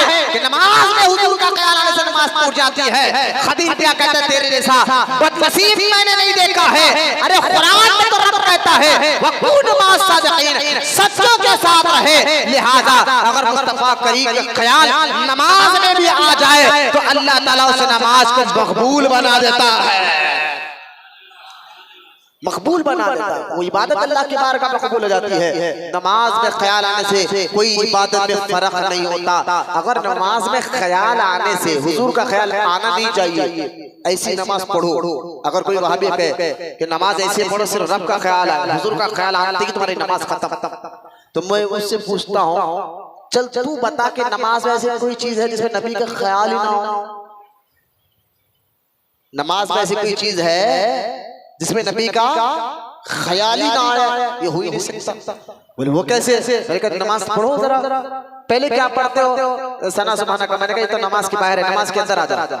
रकात बांध ली? बोले हाँ बांध ली। क्या पढ़ रहा है? अल्हम्दुलिल्लाहि रब्बिल आलमीन अर्रहमानिर रहीम मालिक यौमिद्दीन इय्याका नअबुदु व इय्याका नस्तईन। अब कहता है इहदिनस सिरातल मुस्तकीम सिरातल लज़ीना अनअमता अलैहिम। उसको रोक कर ये अनअमता अलैहिम कौन है? ये अनअमता अलैहिम कौन है? ये नबी है। मिनन नबिय्यीन व सिद्दीकीन व शुहदाई व सालिहीन। अल्लाह का इनाम नबियों, सिद्दीकों, शहीदों, सालिहीन पर है। मैंने कहा जरा गहराई से नमाज पढ़। सिरातल लज़ीना अनअमता अलैहिम में नबी का ख्याल आ जाएगा। अल्लाह कहता है उनके रास्ते पर चलो। अगर चलो सूरह फातिहा भी पढ़ ले, कौन सा सूरा पढ़ेगा उसके बाद? या अय्युहल मुज़म्मिल पढ़ेगा तो रसूल का ख्याल, या अय्युहल मुद्दस्सिर भी कहेगा तो रसूल का ख्याल, क्योंकि ये दोनों नाम हुजूर के हैं। यासीन पढ़ेगा तो रसूल का नाम, ताहा कहेगा तो रसूल का नाम, हामिद कहेगा तो रसूल का नाम। कौन सी आयत पढ़े, हर आयत में ख्याल रसूल जरूर आएगा। अगर फिर करना है आयतुल कुर्सी पढ़ूंगा, अच्छा सारे झगड़े असल कुर्सी के होते हैं, आयतुल कुर्सी करेगा। मैंने कहा चल नमाज पढ़ी, अत्तहियात पढ़। अत्तहियात पढ़ना तो वाजिब है ना? बोले हाँ पढ़ अत्तहियात। अत्तहियातु लिल्लाहि वस्सलावात वत्तय्यिबात अस्सलामु अलैका अय्युहन नबी। अब तो ठहरा नबी का नाम आ रहा है, सलाम हो नबी पर। मैंने कहा अब भी ख्याल नहीं आएगा नबी का तो छोड़ो। ये ख्याल आने से नमाज टूटती है, ये वहाबियत तुमने नया तरीका निकाला है। अरे ख्याल महबूब में जो नमाज पढ़ता है वो नमाज रब की बारगाह में कबूल हो जाती है। ये कुरान कहता है वक़ूनु मास सादिक़ीन, सच्चों के साथ रहा करो। मैं एक आयत की तफसीर पर इतनी देर बात करा, लेकिन वक्त खत्म हो गया है। आखिरकार हजरत मौला अली का एक कौल बयां कर हम सुन्नत के लिए खड़े हो जाएंगे। हजरत मौला अली रज़ी अल्लाह तआला अन्हु फरमाते, मैं आपको बता रहा था दीन में अगर आप सुधार लाना चाहते हैं, आप समझ आप ये चाहते हैं कि मैं दाढ़ी वाला नमाजी परहेजगार बनूं, तो आप गंदे लोगों के फासिक और फाजिर काफिर और मुशरिक के साथ बैठेंगे तो आप देखो ज्यादातर लोग क्या होता है, जो बच्चियां मुर्तद हो रहे हैं, गैरों के साथ मुंह काला कर रहे हैं, या जो बच्चे मुर्तद हो रहे हैं, ज्यादातर उनकी संगत काफिरों मुशरिक के साथ रही, दोस्ताना उठना बैठना ज्यादातर उनके साथ रहा। धीरे धीरे वो कुरान से बेजार हो गए, दीन से बेजार हो गए, इबादत से बेजार हो गए, मजहब बदल लिया। क्यों? संगत तो मेरे अंदर तब्दीली ला देती है। क्योंकि अल्लाह ताला ने इंसान के अंदर फितरत रखी है, मिजाज रखा है। ये मिजाज में ये कनेक्शन जरूर है कि बंदा जिसके साथ रहता है उसकी आदतों को कबूल करता है। ये फितरत है इंसान की, मिजाज में रखा है अल्लाह ताला ने। ये समझिए एक कनेक्शन है हर बंदे के मिजाज में कि जिसके साथ रहता है कि आदतों को ले लेता है, उनकी मिजाज कबूल करता है। सवाल ये है आप रहे, आपके अंदर तब्दीली क्यों आने आ रही है? तो आप ये देखें मैं रहे किसके साथ रहा हूं, किसके साथ उठना बैठना है, किसके साथ मेरा खाना पीना है। जिसके साथ उठना बैठना ज्यादा होता है और खाना पीना ज्यादा होता है, उसकी मिजाज तुम्हारे अंदर आएगी जरूर आएगी। एक बंदा कहे कि नहीं जनाब मैं सिर्फ टाइम पास के लिए ऐसे दोस्तों के साथ रहता हूँ। भाई एक बात बताइए, अगर आप कहीं जुआ कोई खेल रहे हैं, आप कह रहे कि भाई जुआ खेल रहा, मैं तो सिर्फ देख रहा हूँ, मैं खेल तो नहीं रहा हूँ, मेरा दोस्त खेल रहा है, मैं खाली खड़ कर देख रहा हूँ। मुझे बताइए, अचानक अगर पुलिस की रेड पड़ जाए तो आपको पुलिस वाले को आप कहेंगे कि मैं तो खेल नहीं रहा था, मैं तो देख रहा था? वो तो कहेगा नहीं संगत चल, तुझे भी पकड़ कर ले जाएंगे। तो ऐसा हो नहीं सकता। मैं कई मिसालें दिया था कि आप गौर करें। देखिए अच्छे और बुरी सोबत के बारे में हुजूर ने एक मिसाल देकर समझाई। बोले सुभान अल्लाह। हुजूर एक मिसाल देकर समझाते हैं। हुजूर फरमाते हैं कि अच्छे और बुरी सोबत की मिसाल कोयले की थान और ईतर की तरह। इतर खरीदने जाओ, इतर ना भी लो, लेकिन खुशबू से तुम्हारा दिल दिमाग महक जाता है। और कोयले की दुकान पर अगर कोयला ना भी लो, लेकिन उसकी वजह से तुम्हारे अंदर जो धूल और जो चिंगारियां उठकर तुम्हारे कपड़े को भी खराब हो सकती है, तुम्हारा कपड़े भी मैले हो सकते हैं। बस इसी तरह कोयला थान जो है वो बदनसीब और अल्लाह के फाजिर वो बंदे जो अल्लाह रसूल को नाराज कर रहे हैं, जो नमाज रोजा इबादत के लिए कोई अहमियत कहीं नहीं रहा है, बस खाओ पियो लग्जरी जिंदगी गुजारो, अच्छी बिल्डिंग अच्छा घर, ऐसे के साथ रहेंगे, दोस्त रखोगे तो तुम्हारी मिजाज में वही चीज पैदा होगी जो उसकी सोच है। अगर अल्लाह के नेक बंदों के साथ रहोगे तो तुम्हारे अंदर खुशबू ही खुशबू पैदा होगी, तुम्हारी मिजाज जरूर तब्दील हो जाएगी। आज जरूरत है हमारी संगत को तब्दील करने की। और ये आखिरी बात सुनाकर इंशाअल्लाह हम सुन्नत के लिए कर रहे हैं। हजरत मौला कायनात अली अल मुर्तजा रज़ियल्लाहु ताला अन्हु फरमाते हैं कि आप फरमाते हैं हजरत अली, फाजिर से दोस्ती, फाजिर और फासिक उसको कहते हैं, यहाँ काफिर की बात नहीं हो रही है। काफिर और मुशरिक के साथ जो दोस्ती करते हैं ना, दोस्ती का मतलब ये है, दोस्त एक होता है मुलाकात करना, किसी से हमसे मुलाकात करते हैं कुछ देर के लिए और अपना काम करे चले गए, ये दोस्ती नहीं है। दोस्ती के मतलब आप समझ जाए ताकि ये बात आपको आसानी समझ में जाए। दोस्ती का मतलब ये नहीं है कि किसी को खैर कुछ काम से लिए मुलाकात करे, कुछ देर अपने काम तक बैठे वापस आ जाए, ये जो है ना दोस्ती नहीं, ये मुलाकात है। और कई ऐसी मुलाकातें हमें करना पड़ता है किसी के साथ कुछ काम की वजह से, तो इसको दोस्ती नहीं कहते। दोस्ती उसको कहते हैं जिसके साथ आप ज्यादा वक्त गुजारते हैं। दोस्ती के मतलब कब समझ जाए, जिसके साथ आप ज्यादा वक्त गुजारते हैं, जिसके पास रहना पसंद करते हैं, जिसके साथ रहना पसंद करते हैं, जिसके साथ ज्यादा वक्त गुजारते हैं। अब कुरान में हदीस में आता है, तुम ए ईमान वालों मुशरिकों काफिरों यहूदियों नसारियों से तो तुम दोस्ती करो ही मत। आप उल्टा हो गया, हम ज्यादा वक्त अगर उनके साथ गुजारेंगे तो होता क्या, उसका रिजल्ट क्या निकलता है, दीन से बेजारी, तब्दीली नहीं। कुरान हदीस से कोई मोहब्बत नहीं, बल्कि बंदा मुर्तद हो जाता है गैरों के। आज देख लिया आप नाम बड़े बड़े नाम नहीं लेना, इशारा अक्लमंद को इशारा काफी है कि मैं देखा कि हमारे हैदराबाद के एक महकमे के बड़े कलेक्टर साहब है, बड़े कलेक्टर है। आप जानते हैं कि कलेक्टर कितना बड़ा मकाम है, नाम तो मुसलमान, नाम तो मुसलमान वाला है। और हमने देखा कि मोती के सामने वो उनकी फोटो छपी, हाथ जोड़ के खड़े हैं। क्यों कि आज माँ बाप भी बड़े बच्चे को कलेक्टर बनाना चाहते हैं, इंजीनियर बनाना चाहते हैं, एडवोकेट बनाना चाहते हैं, डॉक्टर बनाना चाहते हैं, और समझते हैं कि हमने अपना फर्ज अदा कर दिया। मुसलमानों की बात चल रही है, ईमान वालों की बात चल रही है, गैरों से हमारा मतलब नहीं है। तो आज हम यही समझ रहे हैं कि हम अपने बच्चे को पढ़ाई करा के डॉक्टर बना दिया, इंजीनियर बना दिया, कलेक्टर बना दिया, और बहुत चलो हमने अपना फर्ज अदा कर लिया। दीन का एक जर्रा बराबर बुनियादी इल्म तक नहीं दिया। आज वो कलेक्टर, आज का डॉक्टर, आज का इंजीनियर, देश के फायदे के नाम पर आज मूर्तियों के सामने हाथ जोड़े, उसके फोटो पेपर में अखबार में आती है। शर्म से सूम बनना चाहिए ऐसे माँ बाप जो अपने बच्चे को है मुसलमान नाम रखे। इसलिए हम आपको कह रहे हैं, अगर तुम्हारा नाम कुछ और होता तो हम बोलते भी नहीं थे, हमें मतलब नहीं है किसी, क्योंकि किसी के मजहब को पूरा बोलना में इजाजत भी नहीं है। लेकिन तुम तो मुसलमान नाम रखकर कर क्या रहे हो, हम तुम्हें बता रहे हैं। तुम्हें एक हद तक मैंने जो कलेक्टर है सबके पास जाना पड़ता है, मैंने कहा इस्लाम उसकी भी हद रखता है। देखिए गैर मुस्लिम हजरात के साथ किताब जुजिया हदीस पाक में आता है, हुजूर सल्लल्लाहु अलैहि वसल्लम ने फरमाया, अगर किसी मुसलमान ने, तवज्जो से सुने, किसी मुसलमान ने किसी गैर मुस्लिम का हक मार लिया, जबरदस्ती उसका हक था लेकिन तुमने खा लिया, उसका हक खींच लिया, ये दीन है हमारा। हुजूर फरमाते हैं क़यामत के दिन मैं तुम्हारा नबी तुम्हारे साथ उसके साथ खड़ा रहूंगा। ये इस्लाम की ताकत, बोलिए सुभान अल्लाह। हुजूर क्या कह रहे हैं, किसी गैर मुस्लिम का नहा के तुमने हक भी खाया तो क़यामत के दिन तुम्हारा नबी उसके साथ खड़ा रहेगा और उसको इंसाफ दिलाएगा। यहाँ तक हुजूर फरमाते हैं बिला वजह किसी गैर मुस्लिम को तुम घूर के भी मत देखना, बिला वजह, कोई वजह ही नहीं, बिला वजह। ये इस्लाम है। लेकिन उसकी एक हद रखी गई है, आप उसको खाना खिलाओ, कपड़े पहनाओ, ये मतलब नहीं है कि उसके मजहब को अपना लो। ये कौन सा अखलाक है? अगर आप कहेंगे ये अखलाक है, मैंने कहा ये अखलाक नहीं है कि बंदा शिर्क करे।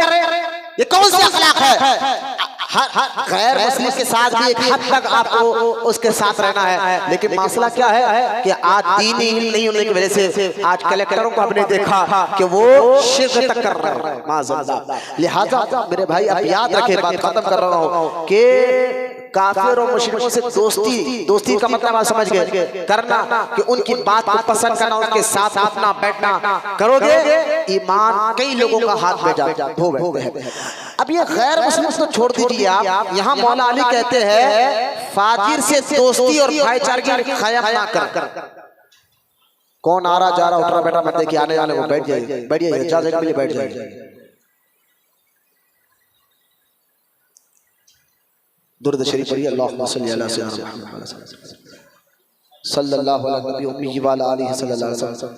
देखिए फिर कह रहा हूं, बिल्कुल तवज्जो से सुने। बयान सुनाने का मकसद नहीं, कुरान और हदीस की बात आपको समझाना मकसद है।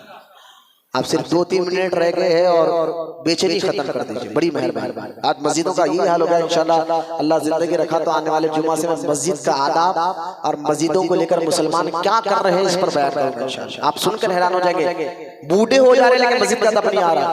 अब सुन के हैरान हो जाएंगे, मुसलमान होकर बूढ़े हो गए लेकिन उनको मस्जिद में आना कैसा है, बैठना कैसा है मालूम नहीं। इसलिए लैया मलैया की इज्जत करते हुए नजर आ रहे हैं। अल्लाह के घरों की इज्जत खत्म हो गई। मस्जिद शिकायत करती है अल्लाह की बारगाह में, अल्लाह तेरे बंदे मेरा अदब नहीं कर रहे, हदीस में है। तो इंशाअल्लाह जिंदगी बाकी रहा तो मस्जिद के आदाब पर हम बात करेंगे। इसलिए कौन उठ रहा जा रहा बिला वजह टेका लेकर मत बैठे, बेटा टेका लेकर मत बैठो, सामने बिला वजह नौजवान है यार, होटलों में घंटों बैठ जाते हैं, फोनों में पूरी रात दिखते बैठे, जब सुस्ती का नहीं आती, रोडियों सूदखोरों के साथ बैठने की आदत पड़ रही है हमारे। बिला वजह टेका ले, हाँ बेचारे जिसके पीठ में दर्द है, तकलीफ है, वो टेका लेकर बैठ सकता है मस्जिद में, बिला वजह नहीं बैठेगा। अब देखिए हज़रत अली फरमाते हैं फाजिर से दोस्ती मत कर। फाजिर किसको कहते हैं? काफिर मुशरिक की बात नहीं है, फाजिर उसको कहते हैं तो है तो मुसलमान लेकिन खुलेआम गुनाह करता है लोगों के सामने, यानी दाढ़ी नहीं रखता, नमाज नहीं पढ़ता, सारा मोहल्ला जानता है कि बेनमाजी है, शराबी है, सूदखोर है। और आजकल हम ऐसे लोगों को ही दोस्त बनाना चाहते हैं। इंटरेस्ट पे पैसा देने वाला हमारा दोस्त, रोडी हमारा दोस्त, लीडर जो यतीमों, सच्चे लीडर की बात नहीं कर रहा हूँ, जो यतीमों बेवाओं के माल खा जाता है, जो रिश्वत के नाम पर लाखों रुपए खा जाता है, उनके हमारी पहचान, उनका हमारे फोनों में उनका नंबर, उन्हें देखे तो इज्जत से उठ के सलाम करना, ये हाल हमारा हो गया। हज़रत अली फरमाते हैं फाजिरों से दोस्ती मत कर, उससे भाईचारा कायम मत कर, क्योंकि वो तेरे लिए अपने फैल, फाजिर जो है ना फासिद, वो तेरे लिए अपने फैल अपने काम को सजा कर बताएगा और पसंद कर, अगर तू उसको पसंद करेगा तू भी उसकी मिसाल हो जाएगा। उसके कामों को अगर तू पसंद करने लग जाए, हज़रत अली फरमाया तू भी उसके मिसाल हो जाएगा और अपनी बुरी आदतों को, यानी वो फाजिर जो दीन का दुश्मन, इस्लाम का दुश्मन है मुसलमान, लेकिन ना नमाज पढ़ता है, ना रोजा रखता है, ना इबादत करता है, ना नेकी की बात करता। छोड़ो यार, जिंदगी इस पे नहीं चलती। अगर बाहर निकल लूटेंगे नहीं तो 20 बच्चों को क्या खिलाएंगे, हराम नहीं कमाएंगे तो फिर ऐसे लोगों के सामने भीख मांगते फिरेंगे। इस तरह के वसवसे ख्याल डाल के आपको बचाए, आपको अपने अमल, एक तो अल्लाह को नाराज करने वाला अमल कर रहे हैं और बताएंगे आपको ये शहद वाला अमल है, ये अमल करोगे तो जिंदगी जियोगे, ऐसा करोगे तो जिंदा रहोगे, दीन पे अमल करोगे तो तुम मर जाओगे। इस तरह की बातें कर कर आपको दीन से दूर करते हैं। और याद रखो, दीन पे अमल करने वाले को अल्लाह कभी भूखा नहीं रखता। तुम आओ तो सही ना, इस बातों पर गौर करो। तो हज़रत मौला अली फरमाते हैं वो फाजिर अपनी बुरी आदतों को तेरे सामने अच्छा पेश करेगा और तेरे साथ में दाखिल करेगा और उनको ऐब ना करार देने और उनके सिलसिले में शर्म आर को तुझसे दूर कर देगा। यानी वो अपने ऐबों को जो अल्लाह को नाराज करने के लिए कर रहा है, छोड़ो ये सब चीजें, यही अच्छे काम छोड़। क्या नमाज रोजा दाढ़ी की बात कर रहा है? आज मार्केट में आ, फाइनेंस का काम कर, मार्केट में आ, उसके यतीम का माल लूटे, बेवा का नाम लूटे, छोड़ो यार ये नेकी जो होगा क़यामत में देखा जाएगा। खबर में जिसका अमल उसके साथ जाएंगे। इस तरह बातें कर कर अपने गंदे बातें तुम्हें अच्छे करके दिखाएंगे। मौला अली फरमाते हैं, अली अली के नाम लेना, हैदर हैदर नाम लेना ही नहीं बल्कि उनके खौल पर भी अमल करे। हज़रत अली फरमाते हैं, ऐसे के साथ मत रहेगा तो तेरी दुनिया भी बर्बाद हो जाएगी, तेरी आखिरत भी बर्बाद हो जाएगी। लिहाजा हज़रत मौला अली के इस कौल पर मैं बात खत्म कर रहा हूँ। अपनी आदतें बदलना है, वकूनु मा सादिकीन, सच्चों के साथ, तभी दीन से मोहब्बत पैदा होगी, मिजाज तब्दील होगी। अल्लाह की बारगाह में दुआ है, अल्लाह तमाम को कहने सुनने से ज्यादा अमल की तौफीक अता फरमाए। अल्लाह तमाम को सच्चा आशिक रसूल बनाए। क़यामत तक अल्लाह ताला हमारी नस्लों में आशिक रसूलों को पैदा फरमाए। वमा अलैना इल्लल बलाग वल्हम्दुलिल्लाहि रब्बिल आलमीन।